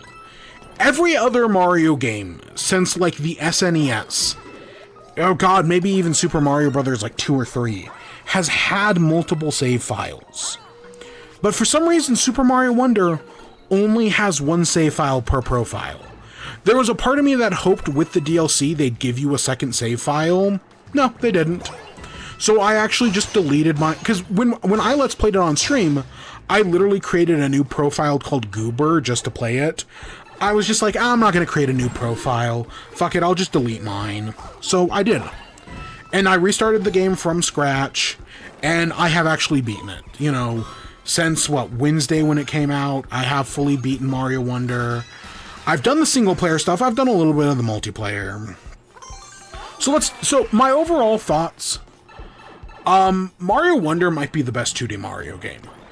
The new DLC doesn't make that many changes, especially on the single player aspect, but if you ask anybody for the original Mario Wonder, the biggest problem with that game was the boss fights. There are only like 4 or 5 of them, and they kind of suck. They're basically all just the same thing over and over again. The one big thing this DLC adds is it adds 7 new boss fights. And the new boss fights are fantastic. So I would argue it fixes the one problem with the base game. And as a result, I could see the argument that Mario Wonder is the best 2D Mario game of all time. I don't know if I'd say it's better than Odyssey or Galaxy, but as 2D Mario goes, I think it might be the best 2D Mario game. It's really close with me. So let's talk about the multiplayer stuff first. So you have Bellabel Park, and Bellabel Park is divided into 3 sections. A game room plaza, a multiplayer plaza, and a local tour, and a tour plaza. I did not play the game room plaza. This is the one you play online with people. I didn't play this with anybody. I don't really know anybody online who has Mario Wonder. Luckily, though, I do have roommates to play it local. So I don't really have any thoughts on the game room plaza stuff. It might be good. It might be fun. I have no context. I didn't play it. I did, however, play the local multiplayer plaza. And overall, like, it's one of those things where the local multiplayer plaza is nothing special. It really is just a mini-game collection. But some of the mini-games are fun. There is a part of me that, like, I would have rather had more single-player DLC. But it's not like I'm not having fun with the multiplayer stuff. You know, will I ever play this again? Probably not. You know, I'll probably never do the Bellabel Park stuff again, other than, you know, getting my roommates to try it out once. But I did at least get them to try it out. We did have an okay time. We'd still probably rather play Mario Party. But hey, this DLC is a lot better than the Jamboree TV DLC, which fucking sucked. That DLC was god-awful. So, going over some of the minigames, there are versus and co-op minigames. For the versus, you have Coin Spree, which there's a fast cash one where you're just racing through levels trying to get money. I will say, almost everything in this DLC, while there are new assets and new stuff, it also reuses a lot of content from the base game. It very much is a, hey, let's take what's already there and just recycle it, but do it in new and different ways. I know some people will see that as lazy. I didn't mind it that much. Especially when, like, you get in the boss fights and they're trying to, like, teach you new mechanics with levels you're familiar with. It's okay. You know, I get what they're going for. So you have Fast Cash, Tip Tap's Coin Spree. It's just, you know, collect coins as quick as possible. Tip Tap comes on by and rains down coins at you. You have Think Fast, Booze Coin Spree, which is basically, you know, like a Squid Game style red light, green light, where you're going through the level trying to collect coins. But occasionally King Boo pops up and he'll, like, freeze you in place. And, you know, you have to play, like, it's like statues. It's okay. And Lucky Break's Sparkling Coin Spree is these little small levels where you're just trying to collect as many coins. It's whatever. It's the weakest one. I think the best one is the Boo one. The Boo one actually is kind of fun. You know, making red light, green light makes things more interesting. The other big 3 attraction one is the Versus Battle. So you have Knock 'em Back, which all 3 of these kind of remind me of Towerfall. You know, the one made by Extremely OK Games, the Celeste people. They're all okay, but none of them are as good as Towerfall. If you had a choice between playing any of these 3 games or just playing Towerfall, just play Towerfall. But yeah, the first one you have, like, these bubble blasters, and, you know, you shoot the bubbles into other players to, like, knock them into lava. My one problem with it is that there's a normal bubble blaster that shoots straight forward, a bubble blaster that has homing, and then a bubble blaster that does a triple shot. But there is no way to visually distinguish the 3 bubble blasters. There's also a golden one, but the golden one is pretty obvious, and it's a lot rarer. I wish there was some sort of, like, visual indication, but other than that, it works fine. The Zap Frenzy one, we only tried once, and you're basically throwing down these like little shock pillars, and they can zap you. You can do damage to yourself, and you can zap opposing enemies as it does. Basically, think of like Pikachu's lightning attack in Smash Bros. It's okay. It only showed up once for us in like the tours. And finally, you just have Survival Challenge, which is, hey, gauntlets of enemies come at you, survive the longest and you win. That one works fine. It's nothing that special. Other versus modes, you have the Shuffle Arena. So in the base game of Mario Wonder, there's a bunch of different enemy arenas. This is just that, but there are, it throws random arenas at you. You score points for how well you do. Most points wins. Nothing more complicated than that. You have Run, Hide, Phanto Tag. So this is, one player has the Phanto Mask and is searching for the other players who are hiding as, talking flowers or blocks. And occasionally the lights will turn out, which give people time to hide. It works okay. It's not as good as, like, Pocopia's Hide and Seek, which I've already seen people doing crazy stuff in that. This one's a lot more basic. The rooms are very small, but it's not like they don't want you like doing entire level hide and seek. That would just be a little too big, and I get that. You have two Yoshi games. You have Yoshi's Buffet and Yoshi's Feeding Time. So the Yoshi's Buffet is you are playing as a Yoshi, and you get points for eating fruit, eating enemies, but there are poison fruits that take away points. The other one, so everyone plays as Yoshi, so you don't take damage. It works a little differently. The other mode, the Baby Yoshi's Feeding Frenzy, is every player is holding a baby Yoshi, and their goal is to, take it to the goal while collecting fruit and eating enemies. It's basically just two versions of the same minigame, but the levels are just a little different. I don't know why they basically made this minigame twice. I mean, the one thing I do find interesting is in the Baby Yoshi one, the more the Baby Yoshis eat, the slower the player character gets. Like, that's at least a little bit interesting. But yeah, they basically just did the same minigame twice. And that's all the versus ones. Again, they're really, it is just a Mario Party minigame collection of, versus games. But at the end of the day, I just much rather play Mario Party. Mario Party is just more fun, it's more competitive.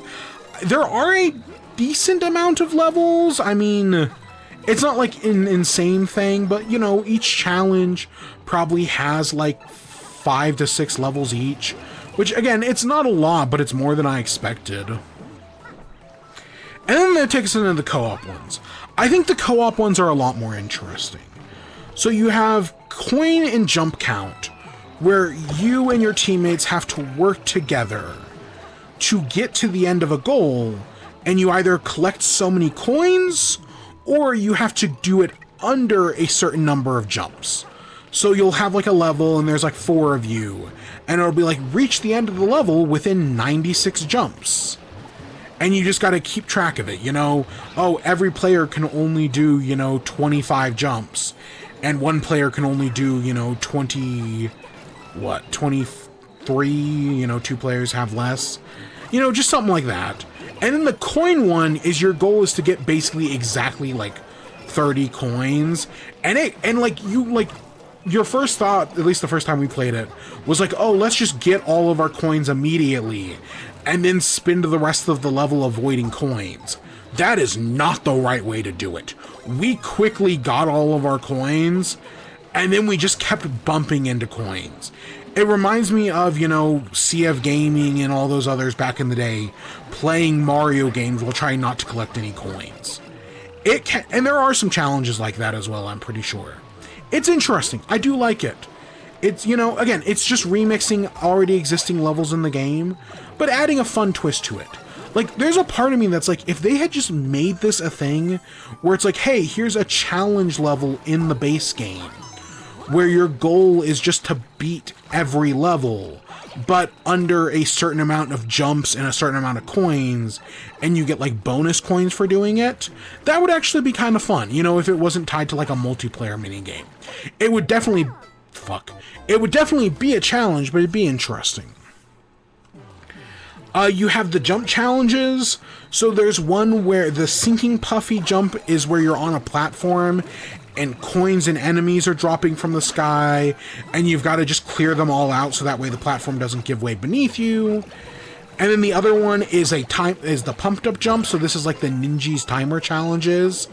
It's a little bit more difficult, and they definitely do throw some obstacles at you. The early levels are easier, but some of the later levels fucking suck, man. It gets hard. It gets, especially the final ninja jump one is so long. Like, you're playing for like 5 minutes, and you're only like we couldn't even beat it. You play for like 5 minutes, and you're like halfway through the challenge. It's a big one. And then after that, you have Donut Blockmaster. So did you ever play New Super Mario Bros. Wii U, where one player could like place the platforms?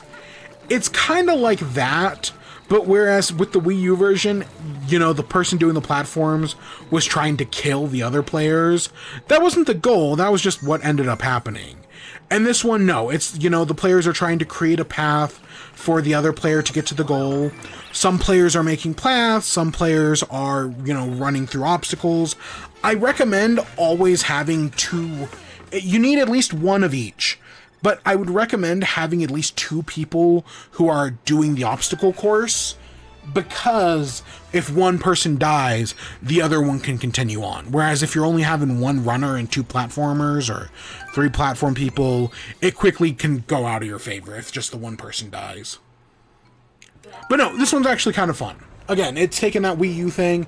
You can use mouse controls on this one, on the Switch 2. We did not, you know, we were all using like Pro controllers and whatnot from the OG Switch. So, yeah, I didn't mess around with the mouse controls, but I know they exist. Next up is Bob-omb Rally. So it's, the players are doing, you know, again, pre-existing levels, but they have a Bob-omb. And they have to rally it, you know, hot potato style between each other. The Bob-omb has a counter of 30 seconds, and your goal is to get to the end of the level before the timer runs out. Now, the one weird thing about this is, okay, you have the bomb, and then a few seconds later, it'll pop up above you, you know, let's say you're Luigi. It'll pop up above your head saying like, hey, give the bomb to Rosalina.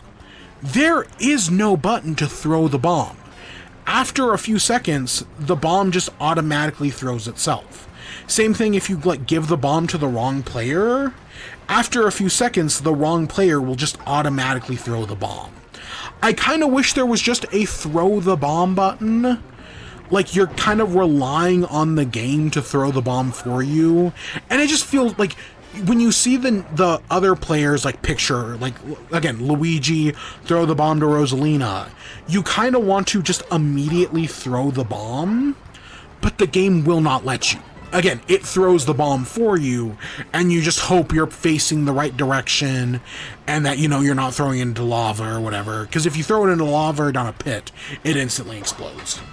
I liked it. You know, it's one of the better times on this, but it can very easily blow up in your face. And the fact that there's no, like, you can't hit, like, Y or X to throw the bomb is just kind of weird. And then the final one is Fly Free Captain Toad. So this is actually only a 2-player only minigame, which I don't have a problem with, except for the fact that it doesn't tell you. It only tells you it's 2 players only once you click on it. It should say that out in the menu. Or just have 2, if you're, like, make it so that way you can only play it with 2 or 4 players, and give me a Captain Toad and a Captain Toadette.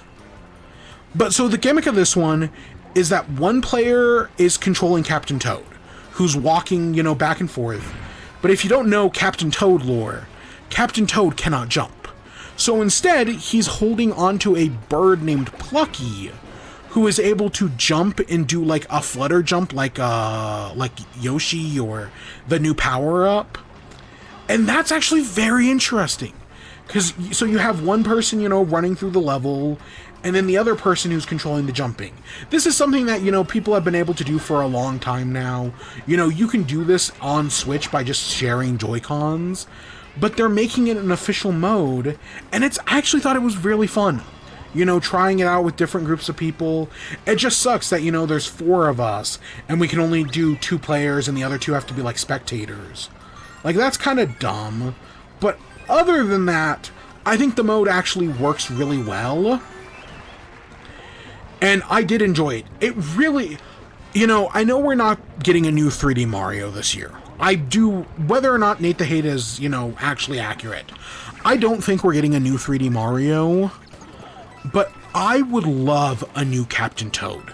There are just Captain Toad Wonder Explorer. And it uses, the same puzzle box levels, but it uses the Wonder Flower gimmicks, and, Plucky is a new power-up that kind of gives you, like, the phone jump from Pokemon Legends EA, and it's like a one-time thing until you collect him again. I don't know, there's a way to do it. I want a new, because Captain Toad Treasure Tracker is an underrated gem on the Nintendo Switch, and also the Wii U. It is such a good game. It's such a fun puzzle game.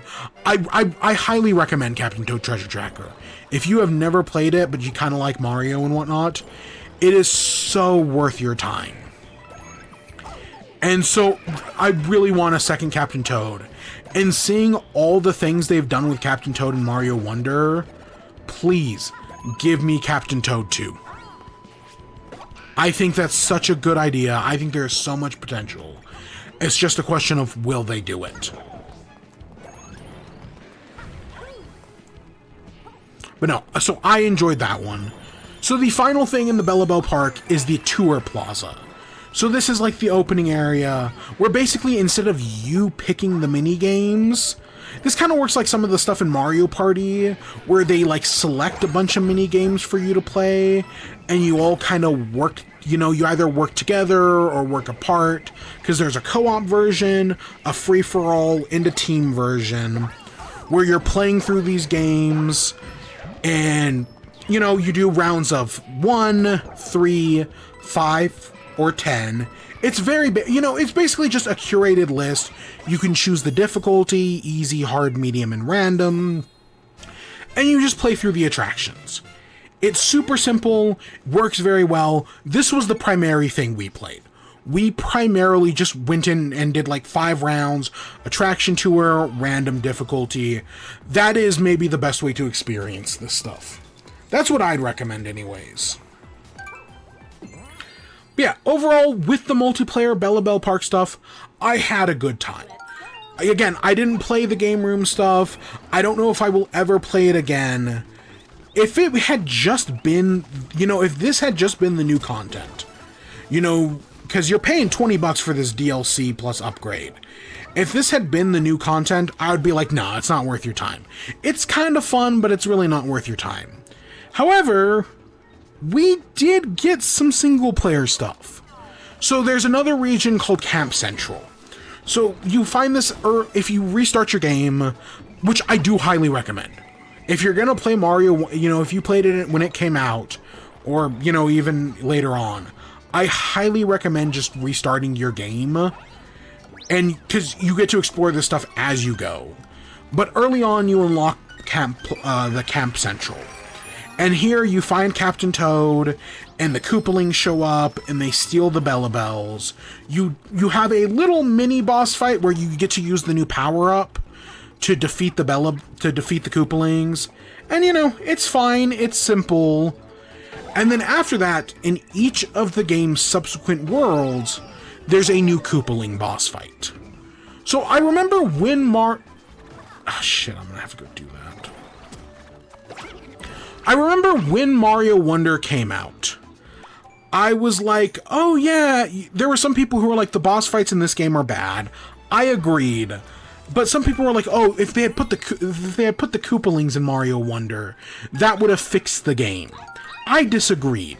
Having now seen the Koopalings in Mario Wonder, if the Koopalings had been in Mario Wonder at launch, and had been the main boss fights of the game, Mario Wonder would be considered the best 2D Mario of all time. These new Koopaling boss fights, no spoilers by the way, I'm not going to go into any specifics, but I will say these are maybe the best boss fights ever in a 2D Mario game. To be fair, that's not a very high bar to clear. Most 2D Mario games do not have good boss fights. Literally, the only exception I can think of is like New Super Mario Bros. DS. Because most Mario boss fights are just like Bowser Jr. and Boom Boom and the Koopalings, who all kind of play the same. They're all very boring. No, these new boss fights are interesting. They have complexity. They do different things. They introduce new mechanics that you then have to use to fight them as the boss. Hey, Ariana, how you doing? Hopefully you're having a good night. I don't know, maybe? My Twitch. I don't see anything. I mean, I'm reading your message right now, but if you sent like a private message, I don't see anything. And that's everything. Wow. I did not expect to... I thought we still had more levels to do. Oh shit, this is not going to take that much longer. Okay, we're going to do the Captain Toad level. We'll do the other level. I don't know if we're going to start. I really don't want to do, what's it called tonight? Okay, let's just speed through this. So the new Koopaling boss fights are fantastic. You know, like, I'll give you an example. One of them. You know the soccer balls that are in this game, where there's, like, soccer ball bombs? They introduced the soccer ball bombs. And, like, that's a really cool thing. No, I don't have Discord. No. Nope. I mean, I used to, but not anymore. That'll... Yeah. Shit. So the new Koopaling boss fights are fantastic. They're great. I really enjoy them. And yeah, really, honestly, I wish we had gotten more single-player content in the Mario Wonder DLC. What we did get is really good. And in my opinion, it fixes the biggest problem with the game, which is the boss fights. So, while I don't know if I'd recommend, $20 for this new DLC, if you're even just kind of slightly interested, it is probably worth. Like, if you've been wanting to play Mario Wonder again, or if you've heard good things about Mario Wonder, and are like, you know what, I should try this game. It is worth getting the Switch 2 edition. It is worth getting the DLC just for these boss fights. They are so much fun. And again, if you get to use the single-player stuff, the single-player stuff is good as well. Of course, there are other things other than the boss fight. Specifically, there's these new training missions. So there are 60 new training missions. And as you complete them, you rise the ranks, you get new badges. And they can, you have training missions that are collect enough coins, defeat all the enemies, clear the course and under the time limit, clear the course and stay invincible. So you have to pick up stars along the way. There's extra missions, and the extra missions have special objectives. Not really. I don't have an Instagram. I don't have a Facebook. I don't have a, what's the other one? Snapchat. I don't really have anything. It's really just Twitch and YouTube. That's it. Yeah, the new, some of the new challenges in this game are very difficult. There are specifically some levels where it's don't collect any coins. Don't touch any of the enemies. Get a power-up and keep the power-up. Kind of like we're back in Mario Maker. And they get really fucking hard. Specifically, there's a don't touch the enemy one, where you're avoiding the blimps. That one fucking sucks. I haven't beaten it yet, either. That's the thing. But it's a decent amount of content. The rewards really haven't been anything that special. But yeah, so far, I have been enjoying it. And yeah, it's so good to play Mario Wonder again. I don't know if I'd say it's my favorite 2D Mario. There's a part of me that wants to say that yes, it is, but maybe it's not. I don't know. I feel like if you were to give me, previously I would have said Super Mario World is my favorite. But I feel like if you were to give me a copy of Super Mario World and Super Mario Wonder and tell me to play one of these right now, I'd probably pick Super Mario Wonder. This is admittedly like my 4th or 5th time playing through the game, which, yeah, I've done it a lot. But, it's all still good. Also in the Bellabel Park and this Camp Central, there's all this customization stuff, because beating the challenges and playing the minigames, you get this Bellabel water, which you can then use to, like, water flowers and unlock, like, these flowers and these new instruments, and it's just more creativity. Because there are, of course, other new things the DLC adds as well. There's new dual badges, which, to be fair, I haven't unlocked yet. I don't know when you unlock those, but I guess there's, like, new badges. There's new greetings.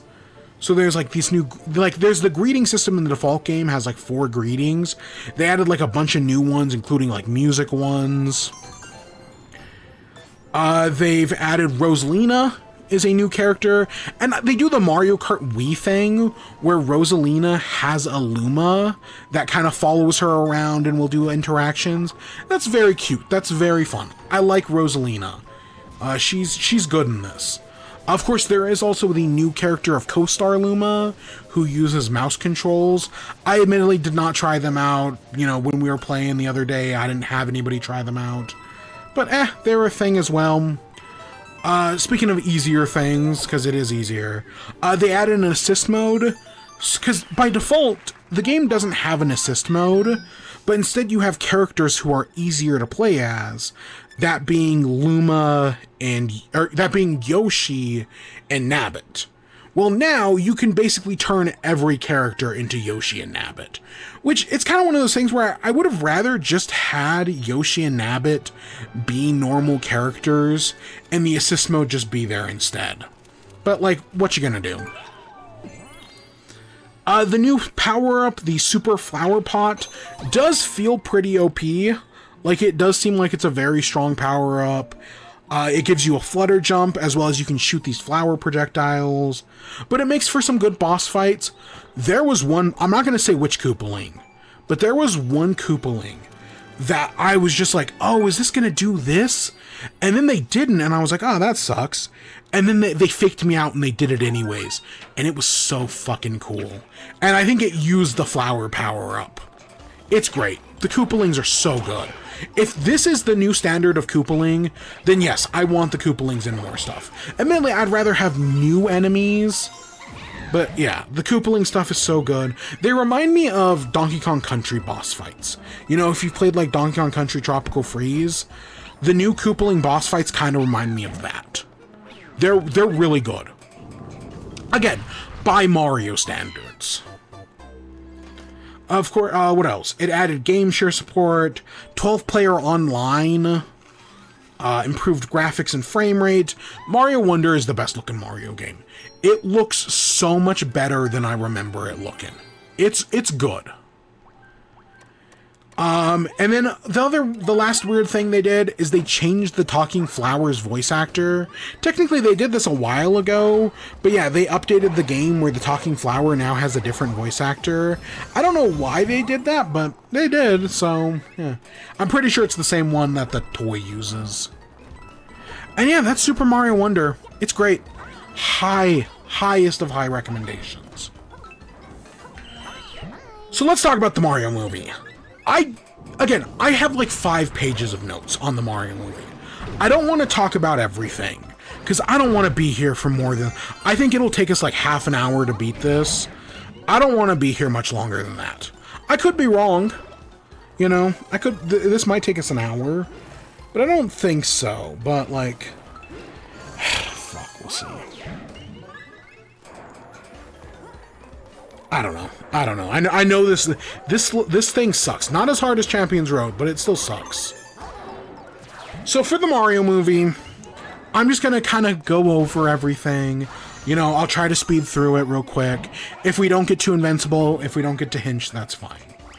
So the Mario movie, as my thoughts on it, it is a movie that I like, but I don't love. Like, it is very much, it's an Illumination movie. It's a kid's movie. It's basic Nintendo, 5 or 7 basic plots. Hero saves the princess from the dragon. Admittedly, the princess is Luigi, but semantics. It's a basic movie. I know some people don't like that, and this movie does not do well with critics. I think it's got, a 48 on Rotten Tomatoes. It's a fine movie. If you show it to your kids, they will have a good time. But it doesn't reach the highs of most other movies. Anything Pixar, anything Sony, almost anything DreamWorks does are all better than this. The Lego movie is better than this. There are tons of other movies that kind of do what the Mario movie is doing, but they do it better. There are, of course, things that do it worse. Ready Player One, for example, does something kind of similar with all the references in the pop culture, but they definitely do it worse. And yeah, so I enjoy the movie. It's nothing revolutionary, but it's fun. My biggest worry with the Galaxy movie is that it's just going to be the same thing. They're literally just going to do the same movie again, but now they've got so many more references, and there's just so much shit going on, and that worries me, but we'll see. So the movie starts off with, Bowser. He gets our MacGuffin, the Power Star. He fights the penguins. You had to have something cute in there. The penguin scene's whatever. At least it establishes Bowser as a threat. I think Jack Black as Bowser is fantastic. The casting in this movie is very weird. I do not think it's bad casting, with one exception. But yeah, Jack Black just does fantastic as Bowser. He puts his all into it, because he loves this movie. From there, we get introduced to the Mario Bros. They do their little commercial, which is fun. I love the reference to the Super Mario Bros. Super Show. It's very clear that there's a lot of love put into this movie. And, we see that very early on. We get the Punch-Out Pizzeria with a bunch of Punch-Out references. We have Spike from the Wrecking Crew. We have the Game & Watch Moving Company. The Balloon Fight Car Wash. As Mario and Luigi go off to their first job, they recreate 1-1 in Brooklyn. And, you get Castle Burger at the end. That's a lot of fun. Luigi's ringtone is the GameCube sound, the startup sound. There are so many references in here. The thing I will say is references do not make a good movie. If references made a good movie, Ready Player One would be the greatest movie of all time. Admittedly, the book is much worse than the movie, but it's still not a great movie. But you get clearly Nintendo loves itself, and this shows off. When you get to the house with the dog and they're fixing the plumbing, there's Pikmin, Duck Hunt. There's so many references. But it's a lot of blink and you'll miss it stuff. It's not like the movie stops and is like, hey, look over there. It's the Duck Hunt dog. No, it's in the background. If you notice it, cool. If you don't, whatever. Speaking of the dog thing, I've never really cared for the dog scene, where it attacks them and it gets stuck in the shower and then it escapes. I've never actually really found that scene that funny. I actually think the movie starts off kind of slow with, the whole Punch-Out Pizzeria. We get to go see Mario's family. I do like Mario's family. I like the mom and dad. Because there's a thing with Americans and British people where, the moment you turn 18, you're, kicked out of the house and expected to go make it on your own. That's a uniquely British and American thing. And in, Italian, in Hispanic, and, I'm going to use Muslim as my third example. They don't, families will stick together for potentially generations. So yeah, Mario's still living with his parents in his mid-20s, his uncles, his aunts, his grandfather, all living in the same house. It's pretty standard stuff. But I do like Mario's dad. You know, we see this opening scene with Mario's dad is Mario's refusal to the call. You know, Mario wants to go out, make it on his own, so he leaves the wrecking crew, and his family's like, oh, not only are you you're failing on your own, but you're taking your brother down with you. Because while I say this is, you know, basic plot, hero, princess, dragon, this is also the hero's journey. This is maybe one of the most basic hero's journeys we've gotten since, like, Star Wars. But yeah, this is Mario's refusal to the call that, you know, his dad thinks he's a failure. But then they see on the news, oh, someone's got to save Brooklyn. And he's like, okay, Luigi, let's go save Brooklyn. They go down, they find the pipes. Mario and Luigi get separated. I do kind of wish they weren't. I hope that the second movie fixes that. And it seems like they are, that Mario, Luigi, and Yoshi are going to be together. Meanwhile, Toad and Peach are off on their quest. But basically, there's been a, you know, in the 21st century, there's been a thing of like, hey, we need less damsels in distress in video games. And just in media in general. You know, for as much as, you know, Jeffrey Epstein made people hate Anita Sarkeesian, she was right. And Peach in this movie shows that. The fact that we can play as Peach and Rosalina in this game. The fact that in Mario Wonder you can play as Peach, Rosalina, Daisy, and Toadette. We've made strides. If Peach is never a damsel in distress again, that would be a good thing. But Luigi being a damsel in distress, it's fine. You get some okay scenes out of it. But yeah, it's one of those things where it's like, okay, we've done it, now we don't gotta do it again. Because Luigi ends up in the Darklands. Surprisingly, he doesn't come across any booze. Like, it's this creepy area, but he only comes across dry bones and Shy Guys. I don't know, that's kind of weird. Meanwhile, Mario ends up in the Mushroom Kingdom. He meets Toad. I will say, aesthetically with this movie, I would argue the Super Mario Bros. Movie, well, yes, it's based on Super Mario Bros., and it takes elements from every Mario game. The games that it takes the most influence from are the ones we are currently playing. Super Mario 3D World. I would say the movie most resembles 3D World. Of course, it also takes a lot from Odyssey. I would argue Odyssey is the second most important one for just, like, the visual aesthetic. And, like, the plot, like, they rip the plot from Odyssey. Like, if we get an Odyssey movie, they're gonna have to do a completely different plot. I hate this one. This is the one, I can never get this level right. This is where we're gonna be stuck. That one right there.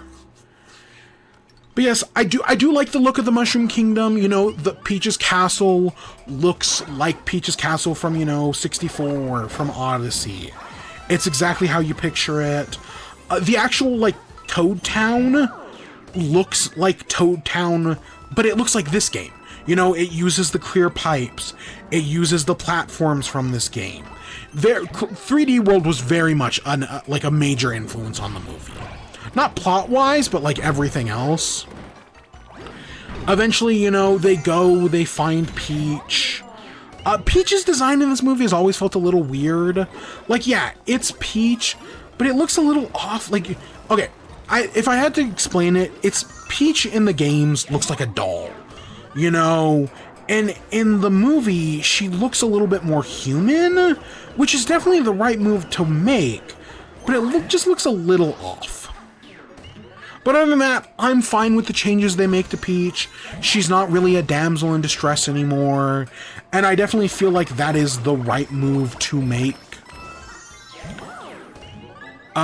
We get, you know, from there, we get this training montage of Mario, you know, oh, he hates mushrooms, but he keeps having to eat the mushrooms. Again, they use the donut blocks from this game. I don't think we've ever seen, like, mechanized piranha plants before, but it takes a lot of influence from this one. After Mario, you know, spends a whole day and night failing, Peach does it on her first try, And it's like, oh yeah, you were always able to get that on your first try. And I've seen some people be like, oh, this is just like Raylo using a lightsaber. Or, you know, She-Hulk being like, oh, I know how to master my anger. No, it's not. She literally explains in the movie that she grew up here. Of course she'd get it on her first try. I'm so fucking over incel chud gamer bros, man. They're so fucking annoying. And their entire worldview was shaped by Jeffrey Epstein. Because it very, you know, the Mario movie is basically a fish out of water story. Mario, you know, in the Mushroom Kingdom is a fish out of water. He's just a stranger in a strange land. From there, you know, we find out about Bowser wanting to marry Peach. We get the... Is this where do we get the... Maybe that's a little later down. Yeah, we get Bowser wants to marry Peach or also destroy the Mushroom Kingdom. Mario, Peach, and Toad decide to go out on an adventure together. Because I very much get the impressions that most Toads are, like, weak cowards. Like, they talk a big talk, but they're really not, except for, you know, Keegan-Michael Keel Toad, who is, like, the one who can actually put up. From there, we get the different kingdom montage. Again, they take from Odyssey. We get the Desert Kingdom, whose name is... I don't remember. We get Bob on Battlefield. We get World 2-1, which is the bridge with the Cheep Cheeps. We get Yoshi's Island. It's all really good. It's all fun. I love the music. I know people... We'll talk about the licensed music in a minute, but the actual video game music is fantastic. It actually surprises me that Nintendo, on their Nintendo Music app, has never made a playlist of the songs from the Mario movie. Not like the licensed stuff, you know, not Take On Me or Mr. Brightside. But, like, just give me, like, yeah, this is Gusty Gardens Galaxy. This is, you know, Yoshi's music. This is, you know, World 2-1. This is World 1-2. This is World 1-1. You know, give me all that shit. Then we get the Peaches song. The Peaches song is not actually a good song. It's funny, it's cute, but, like, it's not actually that good. It's super fucking basic. It's just kind of funny. I'm Just Ken from the Barbie movie basically does the same thing and does it way better. And that's not even the best song in that movie either. Of course, Bowser is jealous of Mario. Eventually, this leads us to the scene with Luigi, where I love the line of, like, do princesses find Mario attractive? They do if they have good taste.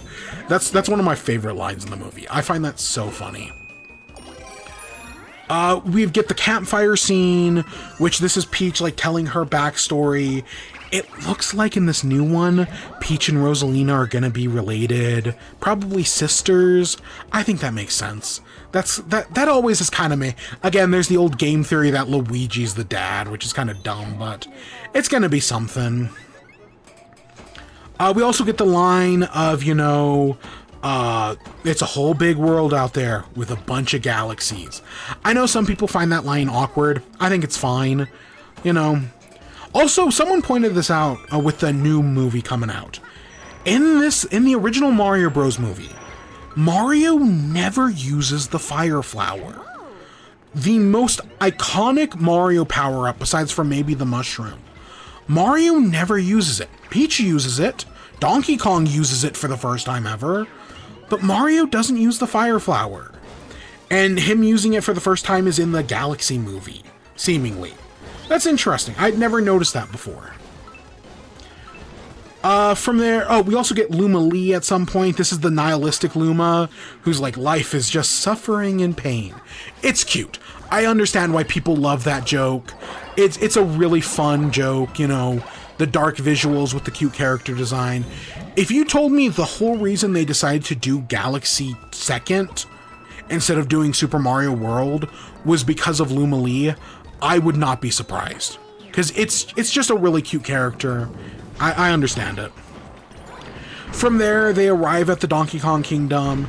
This is where we get the licensed Take On Me. I'll be honest, would I prefer this movie not to have licensed music? Yes, probably. But also, I'm okay. It's Illumination. You have to make compromises. And at least all the songs they picked, I do like. Sure, is this like the 30th movie to use Holding Out for a Hero? Definitely. But guess what? I like Holding Out for a Hero. Fucking sue me. Sure, it'll never be as good as Shrek 2, but I don't know. And when the Galaxy movie uses, licensed music as well, I will not at all be surprised. Because that is the one, I shit on, Illumination, Despicable Me, the Minions movie. I will always give the Minions movie the fact that it has a great soundtrack. Like, Illuminations puts a lot of licensed music in their movies, but they pick really good songs. But other than that, I do like the Jungle Kingdom. I like how the entire kingdom is built around carts. That's fun. From there, Mario fights Donkey Kong at the request of the king, Cranky Kong. I mentioned earlier there's only one bad casting choice. That's Fred Armisen. It's not that he's a bad actor or anything. He just doesn't sound like what I expect Cranky Kong to sound like. He does... the more I hear it, the more I get used to it. But he just doesn't sound like Cranky Kong to me. But, with that, you have Seth Rogen as Donkey Kong. He does not do a voice. The only time Seth Rogen has ever done a voice is the Teenage Mutant Ninja Turtles movie, Mutant Mayhem. Other than that, he does not do voices. But honestly, as the voice of Donkey Kong, I think he's fine. I've gotten used to it. I like his energy. I really like that Donkey Kong fucking hates Mario. Like, if we ever get a Mario/Sonic crossover, this is how I want Mario and Sonic to act towards each other. Where they just kind of fucking hate each other. And, like, Donkey Kong tries to kill Mario multiple times. I do like that. The whole arena fight is fun. The mini mushroom, the cat suit, all that stuff is good. How powerful the cat suit is, because of course it would be. Cats are one of the top predators on the planet. And also the arena being a reference to, the original Donkey Kong arcade with the red girders, Diddy, Dixie, and I think Chunky show up. That's fun. But Mario wins. From there, they go and they make carts. I did have the thought, the cart scene is very much, hey, this is just Mario Kart 8. Is that scene going to feel outdated in a few years? Because, well, yes, Mario Kart 8 Deluxe was the Mario Kart game for, 15 years. It's not the Mario Kart game anymore. Is that scene gonna feel a little old in a few years? Or is it just, them taking from the vibe of things, so it'll always kind of just feel fine? I think that's possible. But from there, they go on to Rainbow Road. I like Rainbow Road. I think Rainbow Road's really cool. Another thing I do like about this movie, that the games don't do, but the movie does. The thing that the games don't do, and this was reconfirmed recently, is how in Spider-Man comics, Peter Parker and Mary Jane are not allowed to be married anymore. They can date, but they can't marry each other. The same is kind of true for Mario and Peach. Mario and Peach can be friends. Peach can bake Mario a cake, give him a kiss. But Mario and Peach can never date. They're never allowed to be a couple. And that's just kind of dumb. But I like in the Mario movie that we do just straight up see Mario and Peach flirt. Mario's like, oh, come to Brooklyn, I'll buy you a turtle. That's cute. When we're transferring mediums, I like that we're given a little bit more freedom. Same thing with Spider-Man, MJ and Tom Holland's Peter Parker might end up together, they might actually get married, which I cannot say for the comics, because fuck Spider-Man comics. No wonder Marvel's a dying comics business, because they fucking suck. Rants aside, I do like them flirting, I think that's fun. Bowser's army shows up, and this is an excuse to do Mario Kart. We get bob-ombs, we get bananas, we get green shells, all that stuff. I like the anti-gravity stuff. The scene where, Peach turns it off to go save Toad is good. I do, however, agree that the line, "Now that's what I call princessing," is awful. What a terrible line. And then at the end of the scene, the blue shell, so fucking cool. Like, yes, because you see the guy before then, and he's got the blue shell in the wings. And then when it happens, it's like, yeah. Of course, Mario and Donkey Kong fall into Unagi. Again, another good reference that...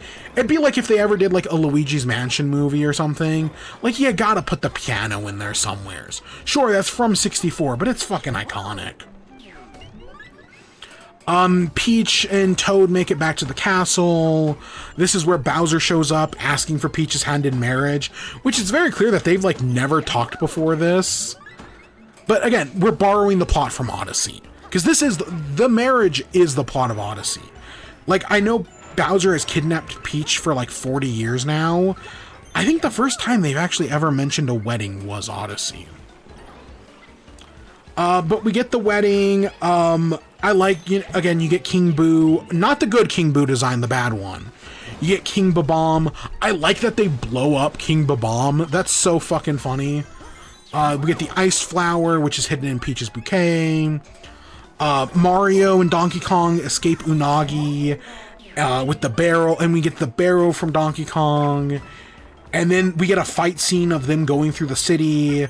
Donkey Kong has the fire flower, Mario gets a mushroom, and then gets a Tanuki suit. It's a fun action set piece. It's really, it's like somebody playing the game. It's a really quick, simple action set piece, but it's a good action set piece. I do like it. I do think fondly of it. It's one of those more memorable moments. From there, they're able to save everybody. I like Mario and Luigi getting back together, and it's like, oh, remember, everything will be okay as long as we're together. That's a really good moment. Honestly, it's worth separating Mario and Luigi just for that moment. I also like Donkey Kong, he saves his dad, and then he's like, oh, son, celebrate, make your pecs dance. And he's like, not right now, maybe later. That's another good moment.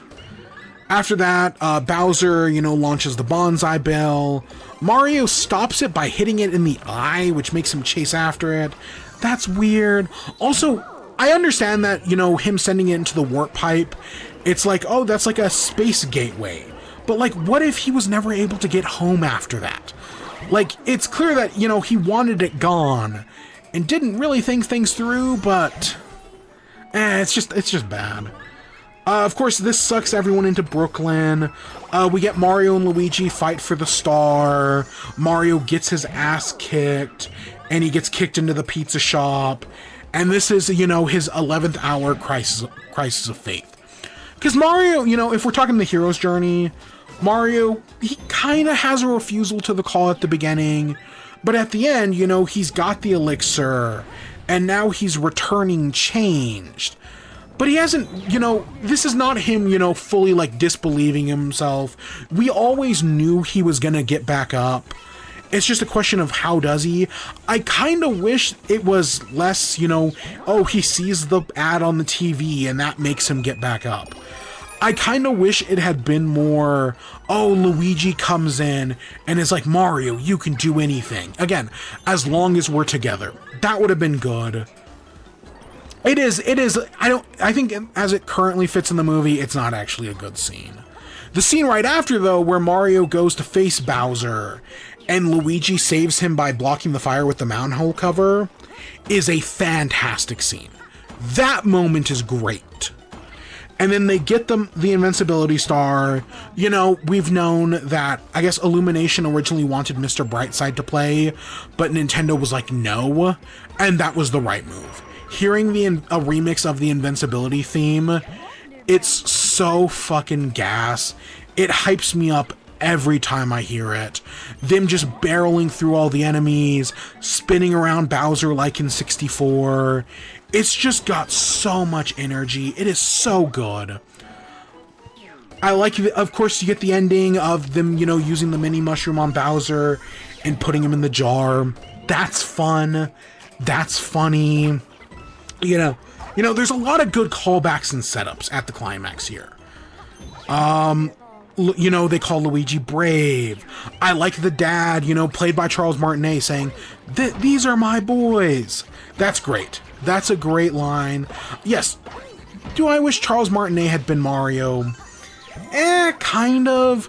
But the role he has as Mario, as both Jumpman and Mario's dad, I think he does a fantastic job as. But yeah, there's a lot of stuff that they set up in the climax that they pay off really well.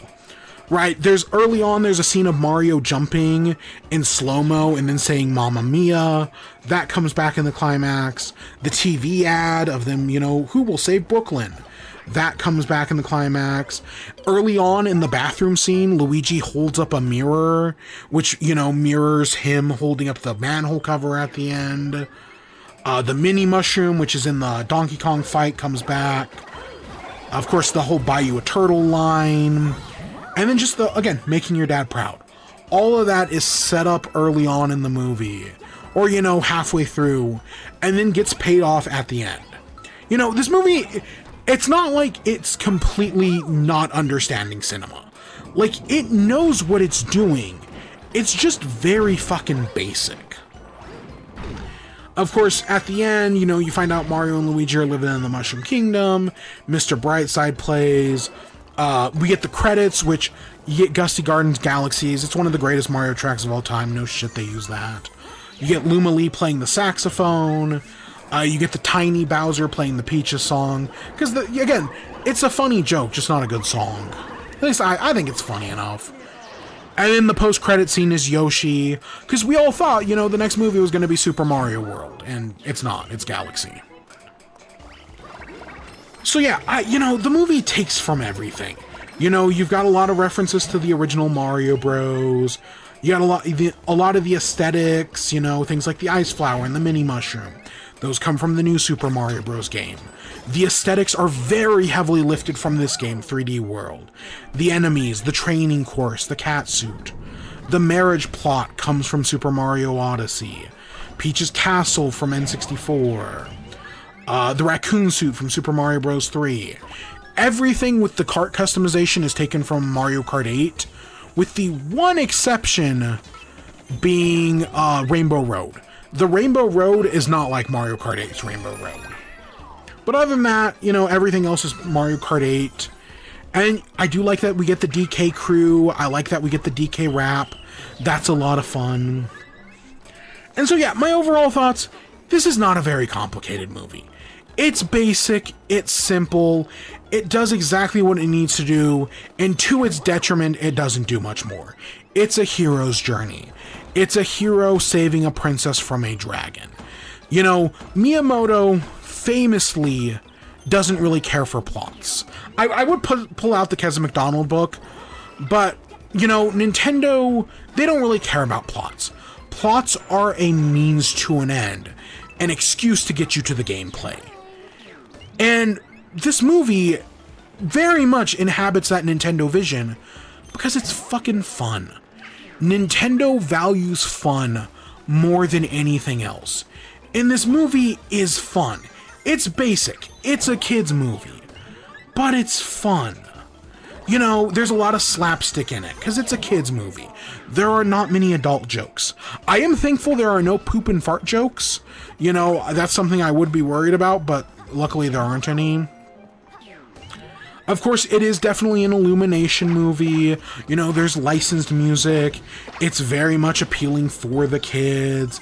It doesn't really play adult, but that's fine. I think this is the prettiest an Illumination movie has ever looked. I think this is also the most expensive Illumination movie, because Illumination is known for making movies on a budget. Prior to the Mario movie, their most expensive movie was like $85 million, which for CG animation, that's fucking cheap. The Mario movie, I think, had a budget of like $100 million, which it made $1 billion. Like, no, wow, of course it's fucking Illumination. Again, the voice cast is weird, but I do think they are good. Like, they know what they're doing. We fucked this up. The only, my highlight is Jack Black. I think Jack Black, I don't even, yes, he's Jack Black, but he also kind of doesn't sound like Jack Black. Like, this isn't like Kung Fu Panda. Like, he definitely, he puts his heart and soul into it. I think he's a highlight. Fred Armisen is my one weak light. I think most of the cast is fine. Anya Taylor-Joy as Peach is good. Charlie Day is, I think, great as Luigi. Chris Pratt, the one we were all really worried about, does fine. Nothing amazing, but nothing terrible. Keegan-Michael Key's Toad isn't annoying, which is kind of all I can ask for. And yeah, most of the cast is fine. Seth Rogen's DK, I understand why people have problems. Personally, I don't care. It's Seth Rogen, I'm kind of used to it. Because it's very clear that Nintendo kept Illumination on a tight leash. They have, kind of like how Disney is controlling a Mickey, Nintendo is controlling a Mario. And they care. There are a lot of references and whatnot. There's a lot of love put into this movie. And I would say that's for better or worse. Again, it's not as bad as Ready Player One, but it's also, I feel like the Sonic movies, at least the second and third one, are at least a little bit more subtle with things. Yeah, there's a lot of stuff. Again, and it's not all Mario stuff either. Pikmin, Duck Hunt, Game & Watch, Balloon Fight, Punch-Out, tons of other things. Because there's clearly just a lot of love for this movie. Be that, Miyamoto being a producer, Chris Meledandri maybe cares. The people I do have to give a lot of credit to is the directors. Pierre Ludek and Fabian Pollock, they clearly cared. The co-directors, they're the ones who I give a lot of credit to. Despite Illumination and whatnot, and they probably got support from Nintendo, but it's clear they cared. They had a lot of love for the franchise, and it shows in the movie. Overall, I don't, Rotten Tomatoes, how it works is if a movie has, a 48%, all that means is that there is a 48% chance you're going to like that movie. It's not how good it is or how bad it is. It's just the percentage of chance that you're going to enjoy the movie. I think for this movie, 48% is very low. But also, I do kind of get it. I definitely would put it more closer to like the 70s. If I were to rank this, I'd probably give it, just being realistic, this movie's been out for years now. I've seen it at least a dozen times. I would be realistic and give it like a 7. Like, yes, the Nintendo fanboy in me is like 10 out of 10 all the way. It's amazing. It's the best thing ever. The realist, the movie critic in me is like, nah, it's like closer to a 7.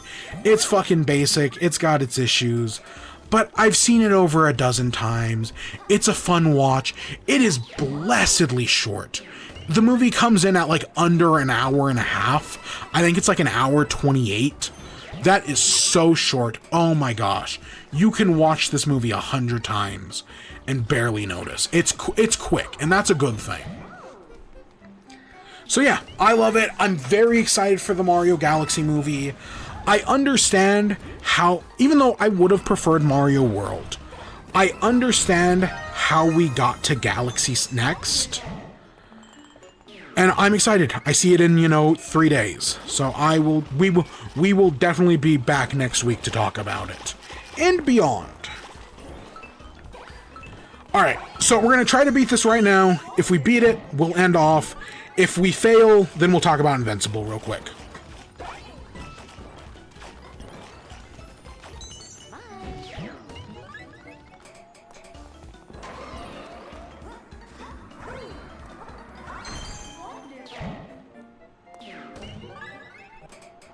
I'm trying to lock in so fucking hard.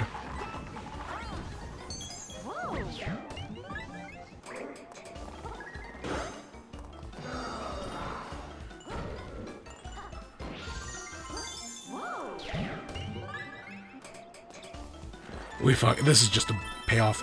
Alright, we'll save Invincible for next week. Spoiler alert, the episode's not very good. Hopefully the next episode will be much better. I read a book called Hinch. We'll save it for next week. So yeah, my plan next week is to do that. Champions Road, the hardest level in this game. A level I have never actually beaten before. In 12 years, I have never beaten Champions Road. So the goal next week is for us to beat Champions Road. Maybe I'll do it. Maybe I won't. I hope so. I do hope so. Of course, other than that, we will be back. My goal is to be back. You know, we've been doing a lot of Saturday and Sunday shows recently. My goal next week is to do a Friday show. It's been a long time, but you know, I will hopefully by this time next week, or by Friday, I will have seen the Galaxy movie twice, because I'm seeing it on Wednesday with one group, and I'm seeing it on Thursday with a different group. So hopefully it's good enough that I will be wanting to see it twice, and hopefully it's not like a complete clusterfuck. I don't know, early impressions seem to be that it's basically the same as the first one. You know, breakneck pace, going 90 miles an hour, but it, you know, again, it should be fun. I hope it's fun. Man, next week we'll do that. We'll do Champions Road. Hopefully there won't be as much other to talk about than those two things. I don't know. This was one of those weeks, even though we came in under 3 hours somehow, which is shorter than last week.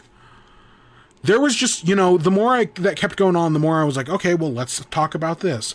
Let me add this to the show notes. Oh, fuck, I guess I'll just do, you know, again, 5 pages of notes for the Mario movie.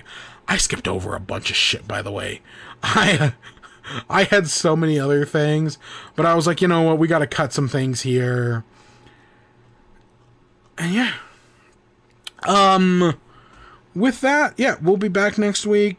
We'll do Champions Road. If we beat Champions Road in like 20 minutes, then I do have something else planned as well. I had another idea. If not, we'll just save it for the week after. Maybe. But no, with that, I am going to end off there. So I hope you all enjoyed. Stay tuned for more. Till next time. Peace.